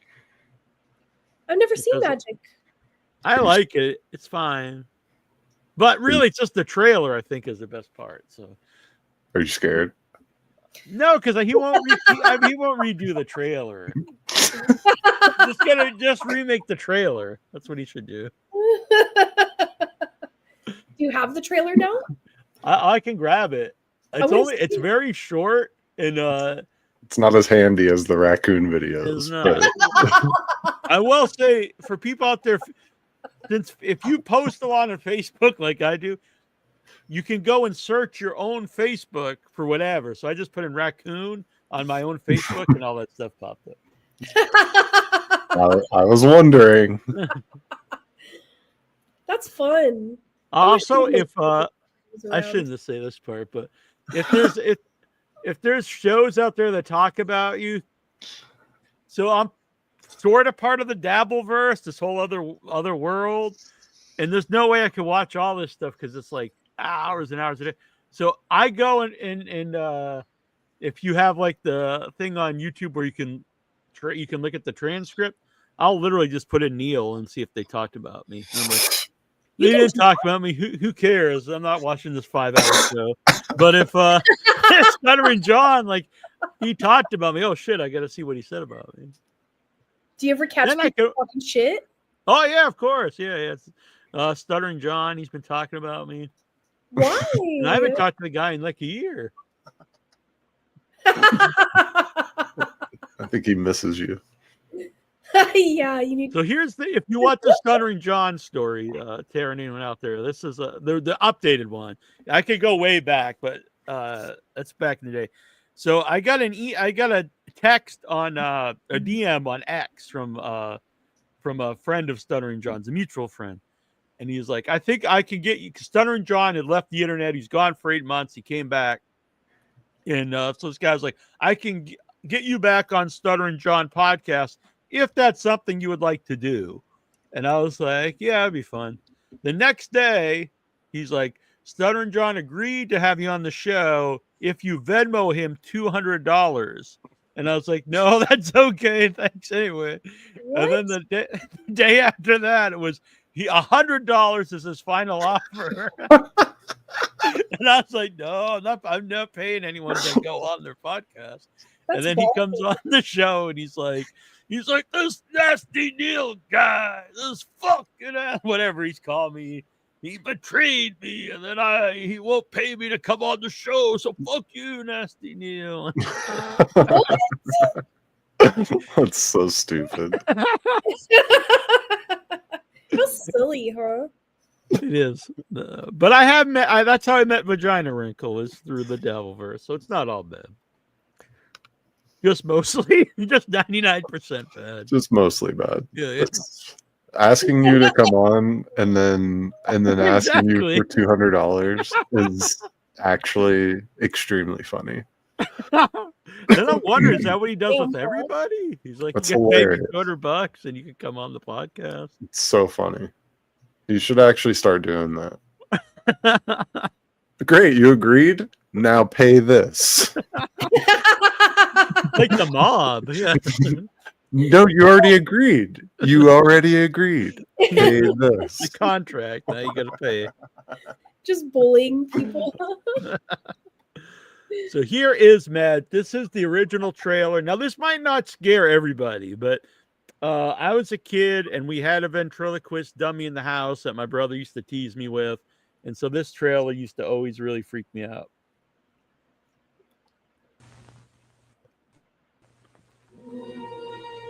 Abracadabra, I sit on his knee. Presto, changeo, and now he is me. Hocus pocus, we take cut the bag. Magic is fun. We're dead. Josephine Levine presents Magic, a terrifying love story starring Anthony Hopkins, Anne Margaret, and Burgess Meredith. Rated R.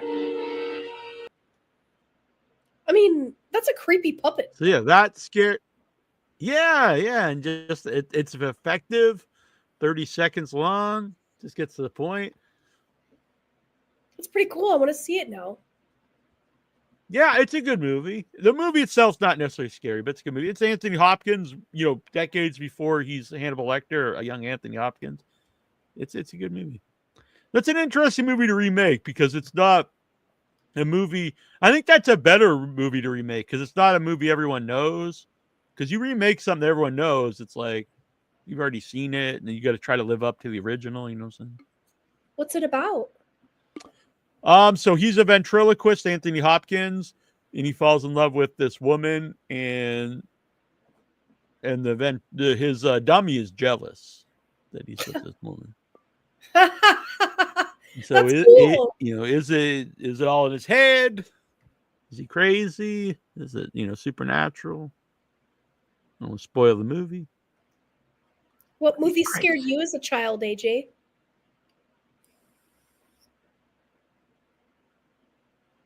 You're muted. I was never scared as a child. I didn't cry once. I was fearless, just as I am as an adult. I was really not afraid of paranormal stuff like at all, but anything that could really happen was really scary to me. So like when I was a kid and then Scream came out, I saw one of them in the theater, like Scream 2 or something like that. But I remember like there's a scene where a bunch of people get killed in a movie theater, and then when I had to leave the theater, I was just like, oh fuck, dude, somebody here could actually like do that. And then just like walking through the parking lot, I was really scared for a while. So it's like, I don't know. It was just the fact that like, oh, this is just two random people, or that always really scared me a lot. Nothing really. Like I watched like Halloween all the time. I was never really like scared of it. I just liked it when I was a kid. I think the first Texas Chainsaw Massacre actually scared me a little bit because I thought I think that's a legit disturbing movie too, because there's something about it where it feels like dirty and you're not supposed to really watch. It almost feels like a snuff film or something in a way. Like it's like almost like documentary like kind of feel to it. Yeah, it's very like raw, and I don't know, that was like kind of even that the music at the very beginning, the meow, where they're showing the pictures noise. Yeah, I find that very disturbing. Yeah. And that's a movie. So I saw a very bad print, 35 millimeter print, and it was degraded, but it totally added to the movie. And then at that same theater, I saw the restored one. It was a digital copy and it was restored pristine, and it was actually much less effective. And that doesn't go for every movie, but that was a movie. If you just see it like in kind of a bad film grade, it totally adds to the movie, and like making it brighter and stuff, I think does not benefit the movie. That's cool. Yeah. I'm terrified of zombies. Really? What are the most scary zombie movies for you? Oh my god. I didn't see 28 Days Later probably till I was like 21. And oh my god, that scared the shit out of me. Like the scene where he goes in the church and that guy's like stands up and he like is like realizing it for the first time. Oh, like for some reason zombies scare the crap out of me. And then every time I watch a zombie movie, I have a nightmare about zombies. Man, I was gonna say we should do a zombie month then, but then maybe not. We'll give you nightmares all month. It's all right. I like to be scared. All right, interesting. That's because some people will argue like that is not technically a zombie movie. That is an infected movie. But I'm fine with it being a zombie movie too. There's no crossover. That's what I think, because to me, zombies like you don't have control over your body anymore. Not necessarily that you're, I mean, they're all infected in a way. It's like the Romero movies. they become infected, because that's why when you get bit by a zombie, like you turn into one when you die. Right. Yeah, I agree. It's weird. Different version of a zombie. In your opinion, what's the scariest zombie movie? Not necessarily the scariest, but my favorite is the original Dawn of the Dead. That's my favorite zombie movie. But what's the scariest? Yeah, like that's actually there's a lot. Well, that's GBs. a dark. It's got darkness to it, but it's also got a lot of comedy. Scariest. Do you have a scariest zombie movie, AJ? I think the 2004, 2003 Dawn of the Dead is pretty sick. That one's one of my top 3 favorite movies of all time. The shopping mall one. Yeah. Yeah. I like that one quite a bit. I don't know. I'm not a fan only because I love the original Dawn of the Dead, and then they're like, this remake's better. I'm like, this is not better. If it was called something else, I think I would like it better. Yeah, like Mall of the Dead. Yeah, right. Mall of the Dead. There's some scary stuff in Day of the Dead. When I was a kid, I didn't love Day of the Dead because it's kind of slow, but there's some great effects in Day of the Dead. And some scary stuff in Day of the Dead. Honestly, I'm going to go with the original Dawn of the Dead because I think when the guy comes back so he's dying, he's in the bed, and he wakes up as a zombie. I think that's a pretty, not necessarily scary, but it's an effective scene.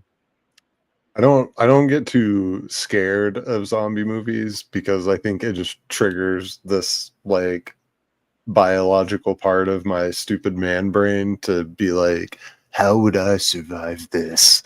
And so that's what I just spend the whole time being like, this person's dumb, this person should die, this person, I would listen to this person, I would not listen to this person. But I'm just like, the zombies are generally pretty stupid unless they're in numbers, And so I'm like, you can usually, you can run around and you got to stay ahead of everything. Once you get in a car, you get 10 miles on them. It's like, all right, now we got 3 days until until they walk here. So let's figure something out for 3 days. I always play a game, I don't know why, but even till this day, where if I'm putting my keys in the car or the door, I pretend that there's a zombie coming. And I try to see if I could survive and try to do it. And then sometimes I'm yeah, and I get it, and I survived. But then sometimes I get psyched out, and I'm trying to put my keys in the car, coming back from Target or something. People know I'm playing this game, and then I'm oh, I'd be dead because I couldn't find my key. It's such a fun game. Just getting your own heart racing for no reason. I like it. Literally. I've argued with Vagina over this. That sounded very strange, but that she still likes Day better. I like Day of the Dead. It's not Dawn of the Dead, but I like it. What's the one where they're on an island? That one's horrendous, in my opinion. So you did that. That was so it's night, dawn, day, Return, and then Return of the Living Dead's a horror comedy. It's kind of a direct sequel to the first one. I'm a big fan of that with the brains. Oh yeah, I love that one. Wait, is that the one where the one gets smart? Well, no, that's kind of part of all of them, but Day of the Dead is with Bub, and Bub, there's some intelligence to him. He he uses a gun. Yeah.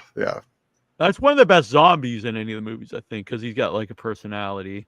Yeah, that's not very fair. He's the only zombie that's allowed to think and feel. Well, you got the doctors experimenting with him, who's trying to find if there's a cure or there's humanity here or what. So I'm just saying he's got a big head start. All the rest of them have to be and he's I feel things, and it's this is the most developed zombie ever. Well, the Tar Man's cool from Return of the Living Dead. That's the one that goes brains. Yeah, that one scared the crap out of me when I first saw that. Yeah, I love Return of the Living Dead. As a kid, I just loved it because all the the zombie stuff. But as an adult, like there's a lot to that movie. And what I also like is both like the veteran actors in it, the older actors, and the young punks are both really good. Where sometimes like one of the group's good and the other one's kind of not the greatest actors, but all of them are good and they're fun. And everyone has like a distinct character, which I like. It's a Dan O'Bannon movie. I tried to get Dan O'Bannon on the show for many years, who made that movie, and he died quite a while ago now. But I watched an interview with him, and so when I was trying to get him on, he'd be in and out of the hospital all the time. And in Return of the Living Dead, the zombies are like in pain. That's why they want to eat the brains. And they talk to the half zombie and says it hurts to be dead and all this stuff. And he had some disease where he was in pain all the time, and it would get so bad where he'd have to be hospitalized on and off like his whole life. And that was like a big influence like in that movie. And it's kind of, it's kind of cool, but it's also, sad. It brings like a sadness to the movie that you might not see unless you know that about the guy. Wow, I had no idea. And there's stuff in the movie, like not necessarily the nicest guy. Like, so there's a break when Beverly Randolph is running down the steps. One of the stairs is breakaway, but he didn't tell her, but it was meant to be. So he gets like her real reaction of like falling through the steps. But I mean, that's pretty insane because like you could really like injure someone pretty bad doing that like in a movie, but that's some trickery. Yeah. It looks good. Looks good in the movie. But, yeah. And she like stays in character. Yeah. And she's all right. So I guess it's fine. Amazing. Can't believe it. That's good. Well, AJ, your clown promo was freaking awesome. Agreed. It was fun.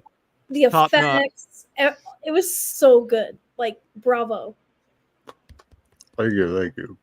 Yeah, you both did amazing jobs, and it made me like, oh shit, I have to do something good, or else I'm gonna look like a total bum. So yeah, Tara's super fun. AJ's awesome. All it's filmed great. Yeah, it's good stuff. Yeah. Maybe I don't know if it's a million times, but I'm really happy you both are part of the show. A lot of creativity, and it's fun to think of cool ideas together. You can take so much fun. And take Tara's idea for yours and you'd be like serving your own head on a platter. Yeah, that's cool. Yeah, Troy and I are gonna go film ours this Saturday at the abandoned train station. We've got to park at a convenience store and walk down to it. It's not that far, but we'll still have to walk around. Like, I don't know what people. We'll get them in makeup first, so I don't know what they'll think when they just see us walking down there. But dude, I feel so scary in clown makeup. Like, I feel like I should be smoking a cigarette, like one of those like angry New York clowns that's like on his break. Like, what? You think I freaking wanted to be here? Like, when I saw myself in the mirror, I was like, oh my God, I feel so bad for anybody that has to talk to me right now. Like, it's funny you look like a different person, huh? Like a totally different person. Yeah, I agree. That's why I took a bazillion pictures I have on my phone. I sent a few, but yeah, it was a cool experience. I've never put on clown makeup before. Yeah, I have like a lot of appreciation, especially for like like Tara's clown makeup or like Kelsey, like that shit is so hard. I'm like literally, I was dying the first time I put it on, and it was awful. I just washed it off immediately. I thought it looked really cool though. Well, I got help the second time, and so I was like, okay, this looks more like a clown and less like a escaped mental patient. Oh, it's so fun though. I can't wait. I'm excited. Kelsey's going to do a video for us too, so that's very exciting. And cool. And she said on the show she might show up as a different clown as opposed to her regular mischief. So either I told her whatever she wants to do. Either way, that'd be sweet. Because her makeup's like, next level. We should just get all these clowns together and play Secret Hitler. What's that? Like Werewolf the game? Yeah, it's like that. All right, yeah, I'm down. Yeah, after I seen you guys stuff, and I was I was like, oh, we should like make like a short movie or something of these clowns at some point in time. Oh my god, that would be cool. Like a little carnival of death. Yeah, we should team up with a haunted house and get them to let us shoot there. That's actually an interesting idea. That's a really good idea. Was it? Oh, interesting. The guest on earlier just took over a haunt. That's what him and his wife. This will be their first time actually running it. Where at? Illinois. Illinois. I think we say Illinois here. Gonna Which bring one? the noise to Illinois. Stupid. What? That's pretty badass. Yeah, but that would be that would be a good way to shoot a movie like that, especially like a clown movie, and then you have all the set deck up already. Yeah. Kind of same idea with like Smash. We needed the backdrop of an actual convention. You can probably do it in like a week. That'd be fun. Yeah, that would be badass. I'm down. That'd be super fun. Oh, that'd be so cool. We'll put it in our list of cool ideas. The list of projects. Even if we don't do everything we think of, if we do a few things, I think it'd be great. Yeah, it'll happen. So I'm just so excited. Yeah, me too. Have you guys seen the trailers for Him? It's produced by Jordan Peele. Yes, it looks amazing. Yeah, so Naomi Grossman's in it, who we've had on the show several times, a friend of the show. She played the Pinhead in American Horror Story, and she's super excited because she made the new poster. She's actually in the poster. She's the monster under the bench. So the weekend that comes out, she wants to come back on the show. So yes, that's sweet. That's awesome. So that's in a couple weeks. Yeah. Heck yeah. Yeah. So I'm very excited about that. I'm excited for her because she's super cool. And I remember she signed on for the movie, but she couldn't tell anybody. She's like, I can't tell what movie, but it's a big thing in the horror world. And also, I think this is the first movie that he's done in a while that's like not super obscure. Like it's not like some abstract idea. Yeah.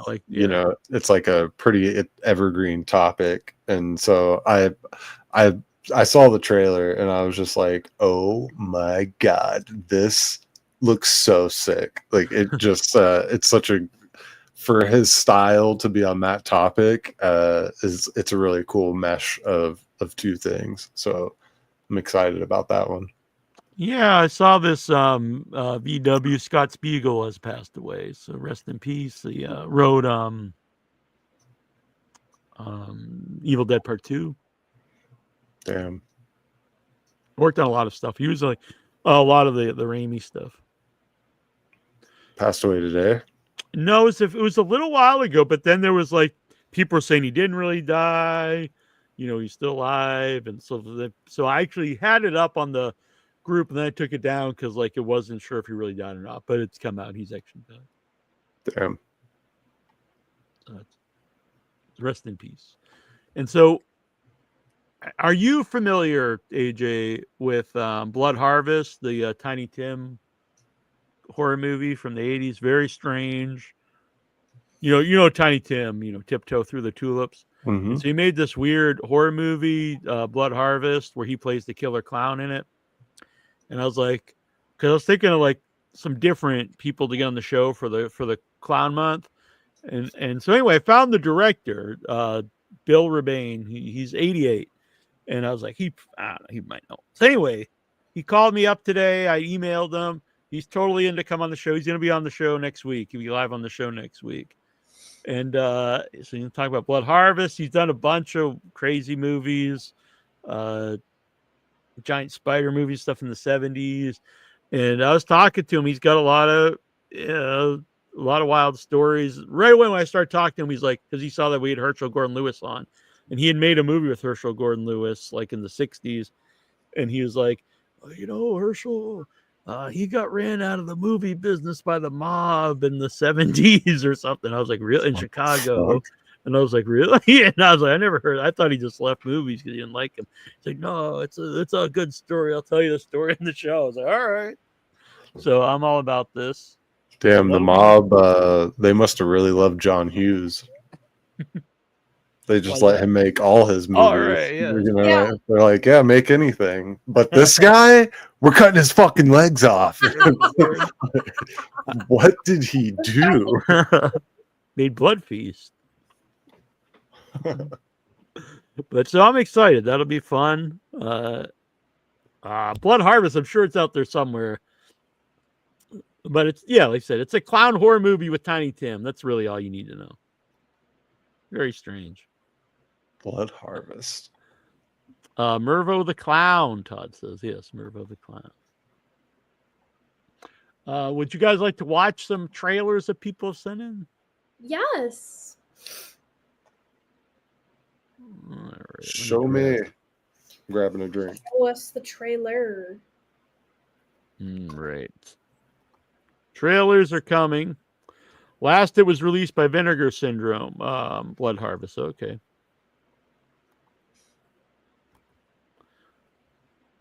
So that'll be next week, and then the clown party itself, and then the final show will be Billy Pone from Circus of the Dead and Circus of the Dead 2, which is coming. Oh, they're trying to get made. So this is.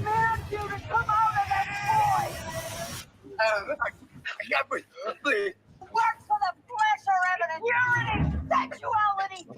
Out! Free of the sick desires. Out! Yeah!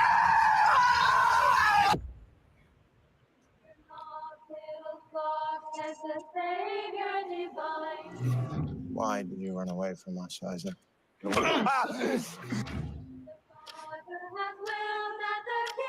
Thought we were anti-drug.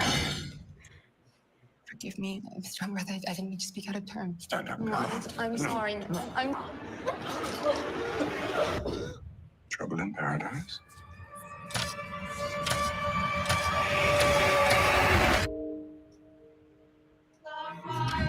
And snow and as fair as the day, for Christ is the fountain to wash guilt away.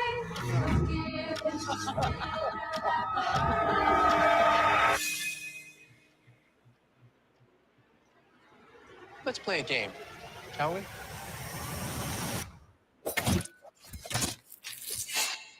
Amen. Amen. Amen. Amen.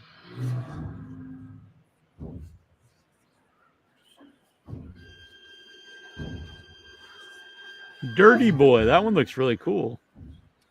That looks insane. That looks very interesting. That looks. Yeah, you got the It's like a religious horror movie. Yeah. All right. I love a good next cult one. flick. Go on. Sorry. I was saying I love a good cult flick. Yeah, I do too. Looks good here from VW. Next one is Eidolon, which I believe Michael J. Epstein has become a producer on.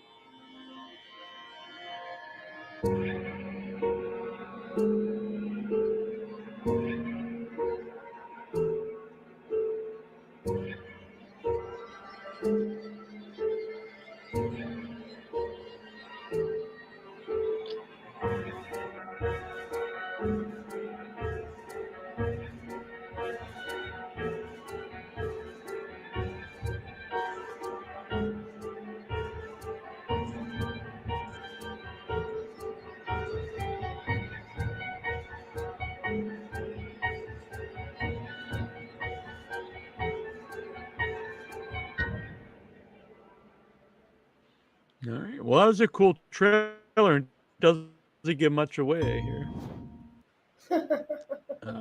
Jester 2. This comes out from Fathom Event, so I think it's just like a 1 or 2 night. There's a backstory to this. The guys who made this, they did these short videos on YouTube, and they got like millions of views. And then they made the feature film Jester, I think last year, and so this is the sequel.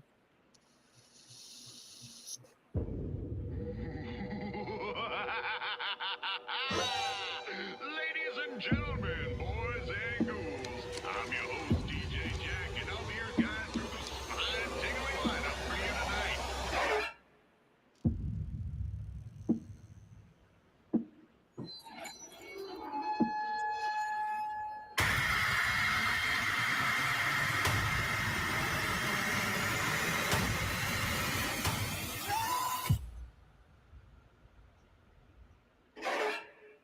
Oh, I want to see that. I agree.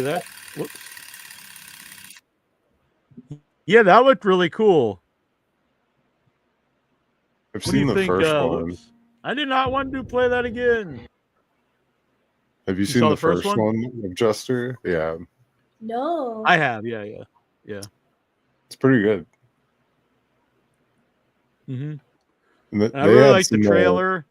yeah, they had some stuff go viral from that too, because there's the scene with the handcuffs, the Jester in the handcuffs, and that went crazy online. Cool. There were people sending me that like don't even Yeah, watch I horror. think I think they had made some shorts that like had about the same character, the Jester. They just made them for YouTube, and they like had millions of views. That's what led them to getting the first movie made. That's smart. So I had them on the show before the first one came out. Yeah, and they were like, I think they were teenagers when they did the first one. Just something fun that they did and put on YouTube.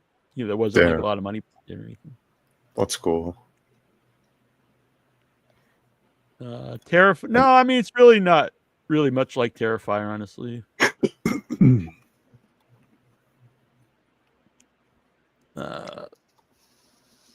Let's see, what is this? The R.I.P. Man.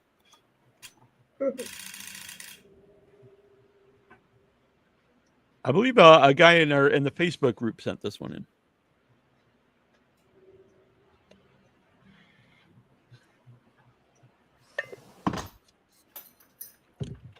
Do they still make chattering teeth? Yes. I like the little subtle hand in the back there. Mum was found at the crime scene. The young girl's face looked like it'd been put in a blender.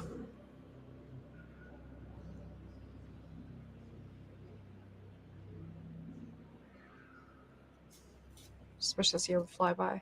Hey, don't worry about your birthday. I already sorted it. The last 2 weeks. They've been a living nightmare for me. My adopted son's name is Alden Pick. He has a rare oral disease called anodontia. He had a love for Middle Italy. There was a clan there that also had no teeth. But the leader, they would remove the teeth from their victims and then execute them in the most barbaric fashion. Alden was obsessed with the Dante's clan.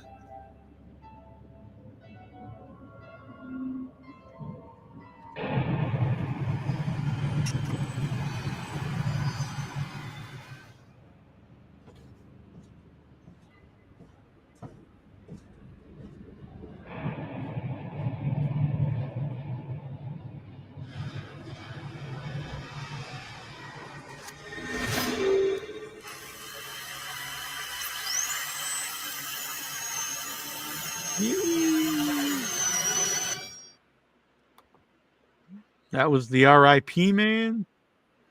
I bet that movie has some good gore in it. I'm having some technical issues here. Yeah, I like the drill. I don't know if you've ever seen Marathon Man. So it's not a horror movie, but when he's Dustin Hoffman movie and they're the guy's torturing him and he's drilling his teeth with the drill and he's like, "Is it safe?" But he has no idea what he's talking about. Oh, That's what it reminded me of. It's a good movie. It's not a horror movie, but it's good. I think that might be it. Did you see the new season of Monster on Netflix? Is about Ed Gein. No. And so it's always about a serial killer. And so anyway, though, like it's like they're trying to make him like sexy or something. He's like the sexy Ed Gein.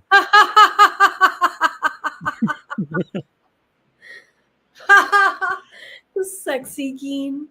That's so silly. I don't think the real guy was necessarily like a, this really attractive dude. I also think this one's funny because like Texas Chainsaw Massacre, they say is inspired by Ed Gein, but there's like really not much of a connection. But the chainsaw really has no connection because Ed Gein didn't use the chainsaw. So I like that they just throw the chainsaw in there, like, oh yeah, it's like Texas Chainsaw. It's just like become lore at this point. Yeah. Both Psycho and Leatherface are inspired by Ed Gein. Oh, that's hilarious. I like sexy Ed Gein. Sorry. Give me the new sex symbol. That's just really funny. Oh, that got me. It might be great. I don't know. Oh. I'm down for sexy Ed Gein.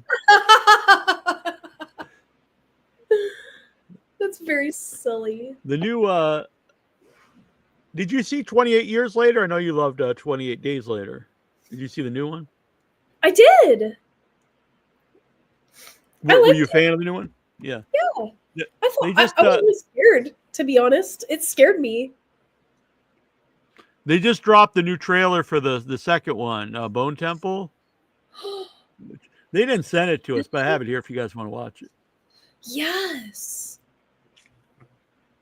It honestly does look cool. Oh, it's got the doctor guy. Yeah, I think he's a much bigger part of the sequel.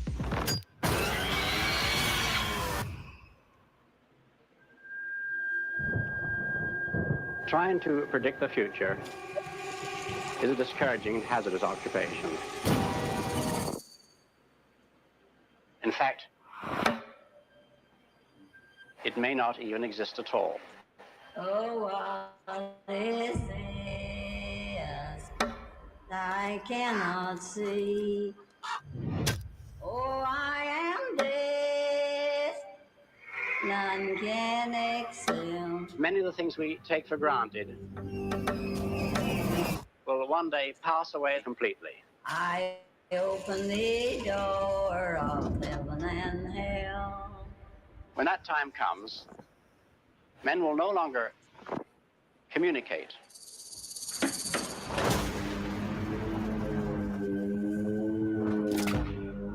We may have diseases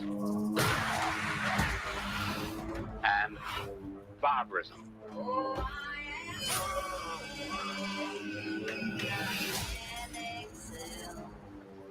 The whole world will cease to make any sense.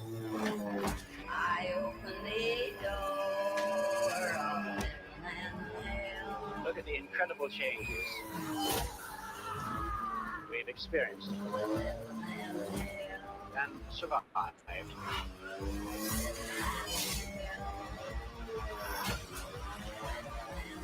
And yet even greater changes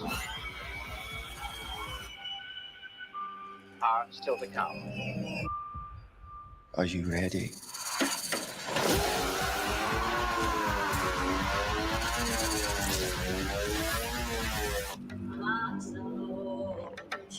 Oh!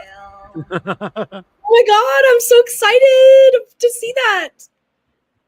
That looks really good, I have to say. Whoa, they give me chills. They make these movies at the same time or something. I feel like that Maybe, other one I just believe came so out. because yeah, it came out like I don't know, 4 or 5 months ago, maybe. So yeah, Yeah, because the little it's boy gonna be a kind of looks the trilogy. same age. Damn, smart. There was no monster dong in the trailer though. There was no alpha dong. No alpha dong. Yeah. Oh. People haven't seen the first one in the new trilogy. There's a lot of alpha dong. Yeah. It's kind of funny. If you're into that kind of thing. I don't know. Yeah, if you're into zombie alpha dong, then that's the movie for you. Exactly. Yeah, you don't see Bub's a cool zombie, but he doesn't have his dong hanging out. Not that cool. Not that cool. I remember I met a yeah. girl once who What was that? Sorry. I met a girl once who Where the hell's this going? most of her it's going that she her whole job, like, she was making money making like prosthetic genitals for movies. And like she was like, you'd be surprised how much we use them on like pretty much everything. Like when you think you're seeing someone nude, like most likely there's like prosthetics. Anyways, I just wanted to throw that in there. Seems cheaper No, to because just. it is something you always wonder about, like, you know. Yeah, where it's like, hey, do me a favor, you know, while you're at it, makeup artist. Like, you know.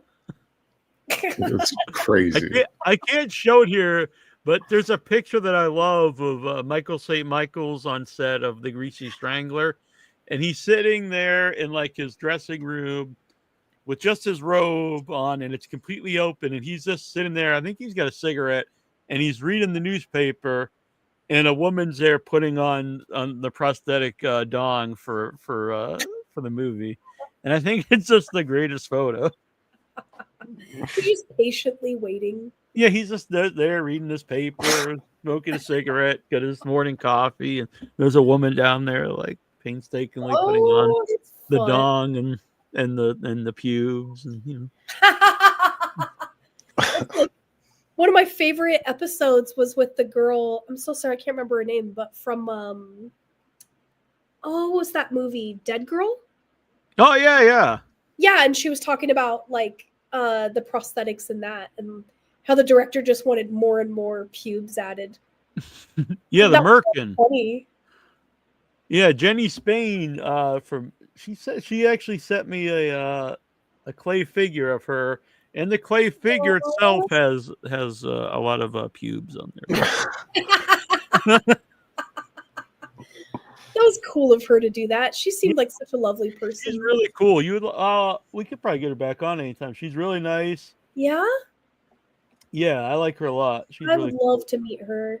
Yeah, I think she's a great actress. Dude, Yeah, it is amazing the things that you have on hand to just be able to be like, oh, speaking of those pubes, I got one. right? I have her merkin right here. That was so sick. I love that. Hope it's not annoying. Sometimes I feel like it'd be annoying if I just pull up. I'm like Carrot Top. Actually, I'm like amazed every time. I'm like, you have something for that? That's crazy. Like, I want to see more. You know what I mean? But she's honestly really cool interview. She's told a lot of wild stories of making that movie, because the whole movie she's like basically naked, besides the merkin. And like there were scenes with the actual dog, and like it's biting near like the areas, and it was a pretty it was not an easy movie for her to make. She's a trooper, man. Yeah. I mean, people know it, but I don't think it gets a lot of people talking about it like it should. I think it's kind of underrated. Pretty dark movie too. Yeah, that's one of the darkest movies I ever saw. Like, up until the point that I saw it, where I'm just like, oh, the whole time, Yeah. Have you ever seen it, AJ? Dead Girl? So it's about these two teenagers, and they find a zombie. Basically, you don't really know you never really know where she's from or she's a zombie or what. And so they just like, it's basically them like raping her and like, it's because that's what they decide to do with the zombie, and they keep her tied up. Like whoa. Yeah, it's There's really a good guy kid though.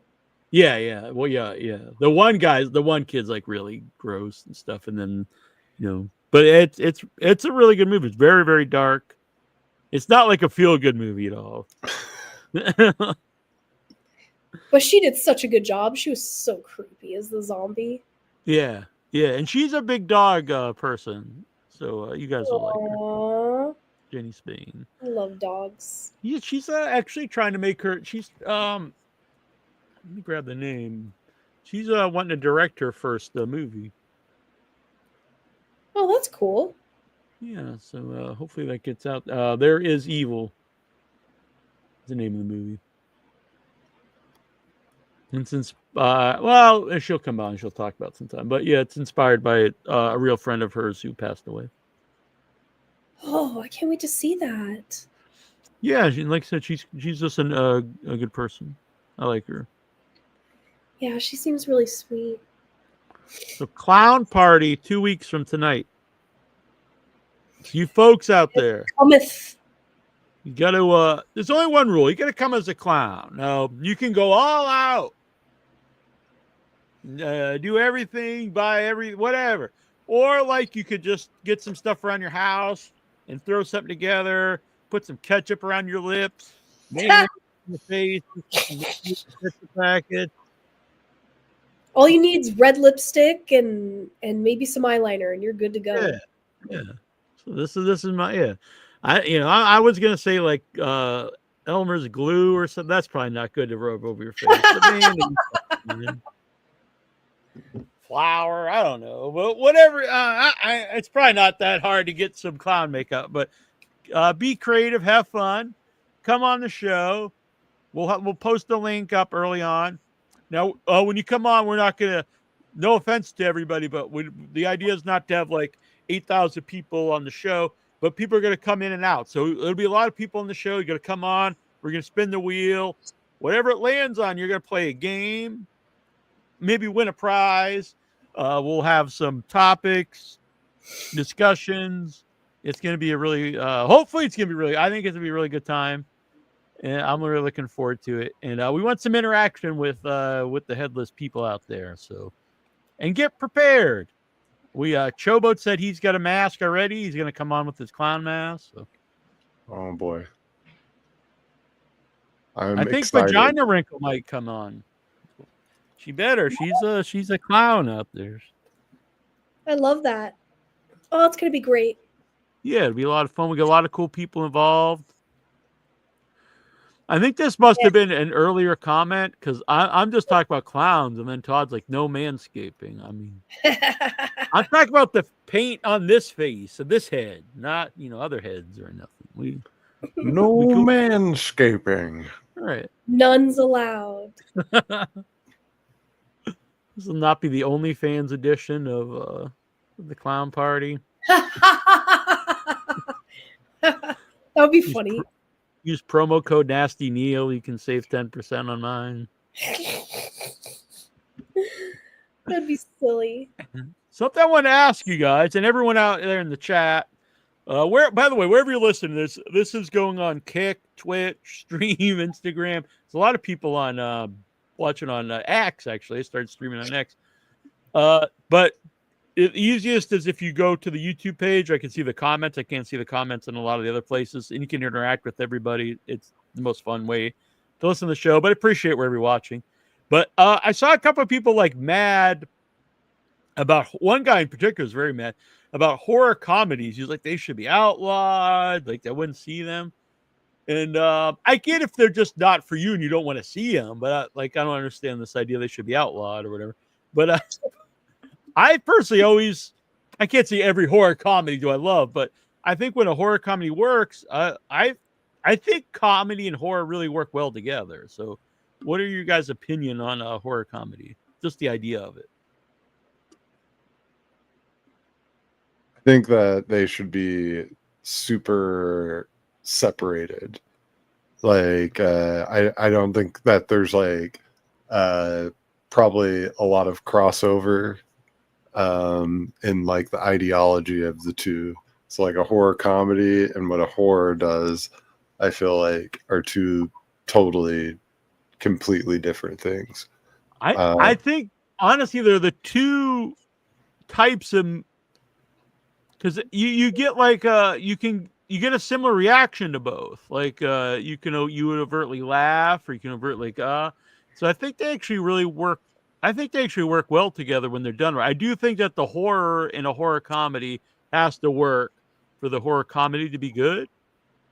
Like I think American Werewolf in London is a great example. Like that's a horror comedy, but the horror in it is very good. Shaun of Return of the the Living Dead, same way. Yeah, Shaun of the Dead, the zombies look really good. Yeah. I love horror comedy. I wish they would make more. I feel like there's horror comedies sometimes where the horror is good, but a lot of horror comedy, the horror is not good. Yeah, it's made to like be part of the thing you laugh at. Yeah, and that's like maybe part of the point, which is why I don't. It's weird. It's like some of them cross over into both a little more, and then I do think that some should just be like its own thing. Like it's comedy horror. Don't think it's horror.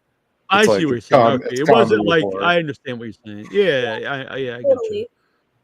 Because there's stuff even like to me, there's a lot of black comedy in the original Texas Chainsaw Massacre, where the second one is clearly an overt comedy, I think, where the first one is a horror movie, but there's like comedy in there, which is not like overt, but like I think actually the Cook character, there's a lot of like when he's like poking the girl and stuff, I think there's a lot of comedy there, but it's not like this is a comedy.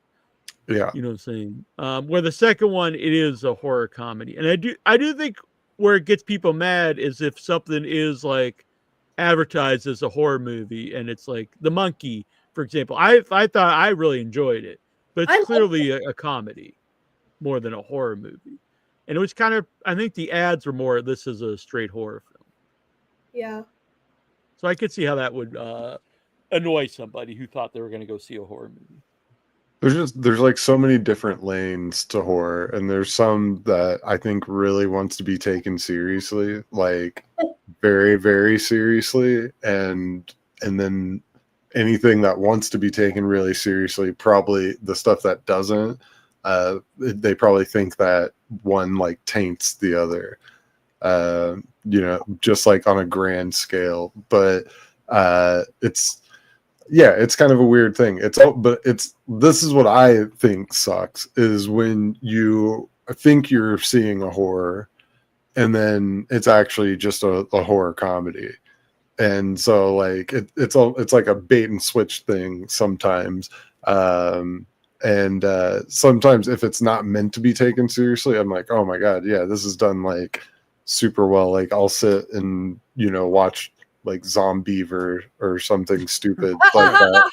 And I thought this was an elevated horror. Yeah, no, but like I know what I'm getting into with Right. But I think that's kind of the difference. And I do see like dark comedy elements, but I would even say that like dark comedy is different than I like, agree. totally separate than comedy. I think there's, any genre can have comedy in it because life has comedy in it, but that's different than being a comedy. Yeah, and like sometimes it's like relief, it's like, oh, this is just like comedic relief for like a bunch of really heavy moments. But the dark comedy, I think, actually works really well with horror because it's just they're both so morbid by nature. I agree with that. Yeah, and I like that really dark, morbid stuff gets a big smile from Tara. Yeah, I know why. big smile. It does.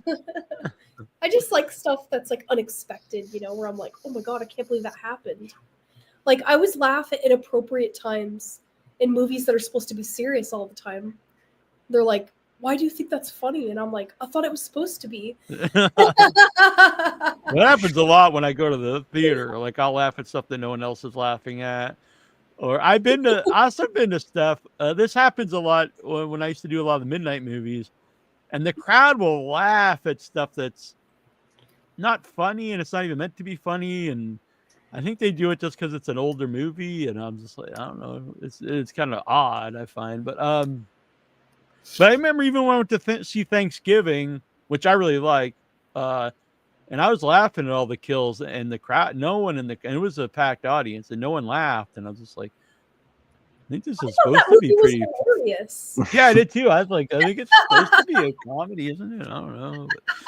But I had a similar experience. I went to see Wrestlers vs. Zombies, which is an atrocious film. But so it was me and a couple friends. It was at a convention, a horror movie convention. And we were just laughing. It was the three of us. And other people are getting mad at us, like looking at us. And this was just like a real dumb ass movie. So I can't imagine watching it and being like, this is a deadly serious, movie we're watching. It's got like Roddy Piper's, like, fighting zombies and stuff. It was not good. It was no They Live. It was no They Live. You get like choked up by a wrestler in the middle of the screening. Yeah, right. I don't know if there's any wrestlers there. What do you think you're laughing at? It's you're so serious about it. That's why I like to go to movies when no one else is around. Yeah. Oh my god. All the inappropriate parts. Troy and I went to. What was it? I saw Blink, or is it called Blink Twice? Oh yeah. I saw Blink Twice with or is it Don't Blink? Don't Blink, I think. Yeah, Don't Blink.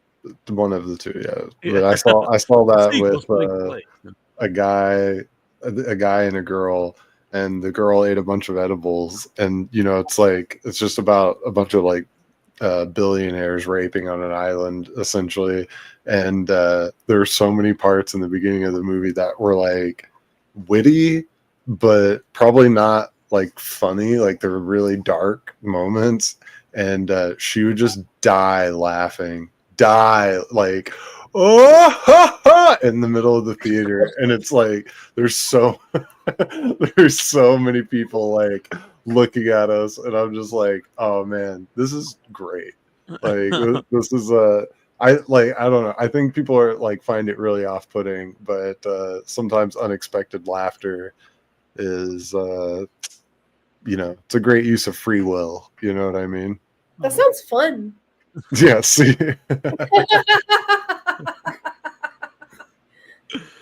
Troy and I went to see Toxic Avenger, so I got my first ever popcorn. I saw your bucket. And yeah, I was like, I have it to get. It's pretty cool. But what were you saying, AJ? I'm sorry. It's a big bucket. It is a big bucket. There? Yeah, you can't do the popcorn trick with that. It'd be weird. What were you saying before that? You could try. Yeah. Oh, you can get the popcorn in it or on the side. I was like, I guess on the side, because I don't want all the butter to get in my tin. Yeah, then you gotta wash it and da. Come on, give it to me on the side. It wasn't as bad of a deal because it's $20, and I was like, I don't know, it'd be kind of cool to have. But it came with the popcorn, and the popcorn cost $10, so I was like, oh, it's actually not that. That's a great deal. Yeah, honestly, yeah. I feel like those popcorn buckets are like $50 at a bunch of movies. Yeah, totally. So I'm happy to get it. I really like Toxic Avenger. I don't think it's nearly as, and I don't think it's fair to always compare something to the original or whatever. I think the original is like the best of those kind of movies in that whole world. But it's really fun. I'd really recommend it. It's a good movie, and it's different. I think it's smart to make it different. It's not the same story. Peter Dinklage doesn't even play Melvin. He plays a different character. It's a completely different setup. So, yeah, I liked it. It's fun. He's a great actor. There's a lot of CG in it, which I do prefer practical effects, but it's like very cartoony, so I think it kind of worked in the movie, like the CG. That's cool. Gore. I'm into that. Yeah. Yeah, it's pretty gore. It's a lot of just fun gore. And then it's also got, a lot of social commentary in it about healthcare system. So Okay, which- I'm sold now. yeah, the old Trauma movies always had a lot of social commentary, even if it's like hidden. But even the first movies, yeah, not just the environmental stuff, but a lot of stuff about anti-bullying. So I thought it was cool that they kind of updated it. They put a little different. It's about something different than the original one. And Peter Dinklage is honestly really good in the movie. Oh, I can't wait to see it. Yeah, I'd recommend it. It's not doing particularly well, so if it's playing anywhere near you, it's barely playing anywhere. Got a pretty limited release, and all But Troy and I went to see it at Dartmouth. But yeah, if you find it, I'd recommend it. It's good. It's fun. It's a good time. I will go see it. And Elijah Wood's also great in it. I'm a fan of Elijah Wood because he could be like this just doing A-list movies, and he does a lot of weird ass stuff. And I assume it's just because he likes that stuff. And a lot of stuff probably wouldn't be made if he wasn't involved, like the Greasy Strangler. Yeah, I love Elijah Wood. Was that Tara? Sorry. Oh, I liked him in Maniac. Yeah, I did too. I think that is an underrated remake. Yeah. Did you ever see the remake of Maniac, AJ? Yeah. Oh yeah, I think we talked about it with. I've seen every Elijah Wood movie ever. Even the dolphin one, Flipper. Is he in Flipper? That's crazy. I didn't know that. Aha! So we have found one that you have not seen. You already got me. That was fast. We're gonna say that one for Dolphin Month. Dolphin Month. November. November's Dolphin Month. Yeah, we just watched Flipper over and over. Dude, I have so much dolphin information. I don't know if I can do a month, but You're I like could, I'm like the raccoon guy. You're the dolphin. yeah, guy. I got the dolphin stuff ready to go. Here. That would actually be hilarious. I think we can expand it to like Aqua Month of some kind, like Underwater Month. So you could have like piranhas, and You'd be surprised, man. Dolphins go really deep. Really? There's a lot about dolphins that you probably don't know. I don't know. I want to know all about the dolphins. You know the military uses dolphins. Not even just our military, but like Russian military. So many militaries use dolphins. They've been using them for decades. And the dolphins are just working for fish. Yeah, how they get them to do it is actually crazy. It's very sad, but they just close their mouths. They basically just put this thing around their mouth, and then they have to go do the mission and come back to get the thing off, and then that's how they eat again. Oh, that's terrible. Right? Aw. Where's all the protesters for that? All the what? All the underwater. That's why you don't hear them. Yeah. Poor dolphins. They're so smart. They use them to like hunt out fucking bombs and underwater and submarines and missiles. I think we should do an aqua month. I like this. Yeah. Dolphin horror, shark dolphin horror. Yeah. I'm piranhas. Yeah. We're gonna end up Orca the killer whale. There's a lot of stuff out there. We're gonna end up getting some SeaWorld shut down in the process. Like A Creature from the Black Lagoon Part 2 takes place in like SeaWorld. Like, oh, SeaWorld Toronto has been exposed by Without Your Head. Yeah. Of all the things. They were doing Clown Month prior to taking down. Our videos for that one will be difficult though. They became an aqua animal rights group. It'd be you think it'd be hard to get videos with a dolphin? Yeah, I think it would be. I don't know. I mean, I live by the beach, so Break out the green screen, buddy. Yeah. Hilarious. Oh my gosh, we should do that. I'm totally down for this. Yeah. So many ideas. Well, I gotta take Tweak out to the bathroom. She's literally attacking me. All right. Well, yeah, it's after 11. We should wrap up anyway. But Todd says Macon said it's mostly practical. I mean the suit's practical effects, which is cool, but it's definitely a lot of CG. Which I'm not really anti. Fight. I'm not against it, but I mean, like a lot of the kill stuff is clearly CG, but I don't care. It's fine. All right, so we'll be back next week, and so hit subscribe, like, all that stuff. Become a member if you'd like to help support the show. Follow us everywhere. And 2 weeks, clown party. So Clown party. It's gonna be a good time.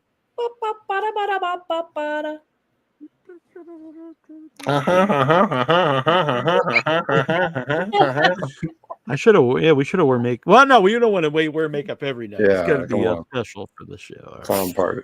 Yeah.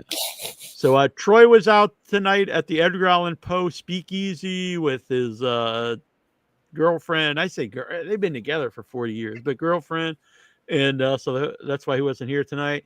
And so we're back next week. This is Nasty Neil. This is Tara Hutchison. It's your cousin AJ. And this is Without Your Head.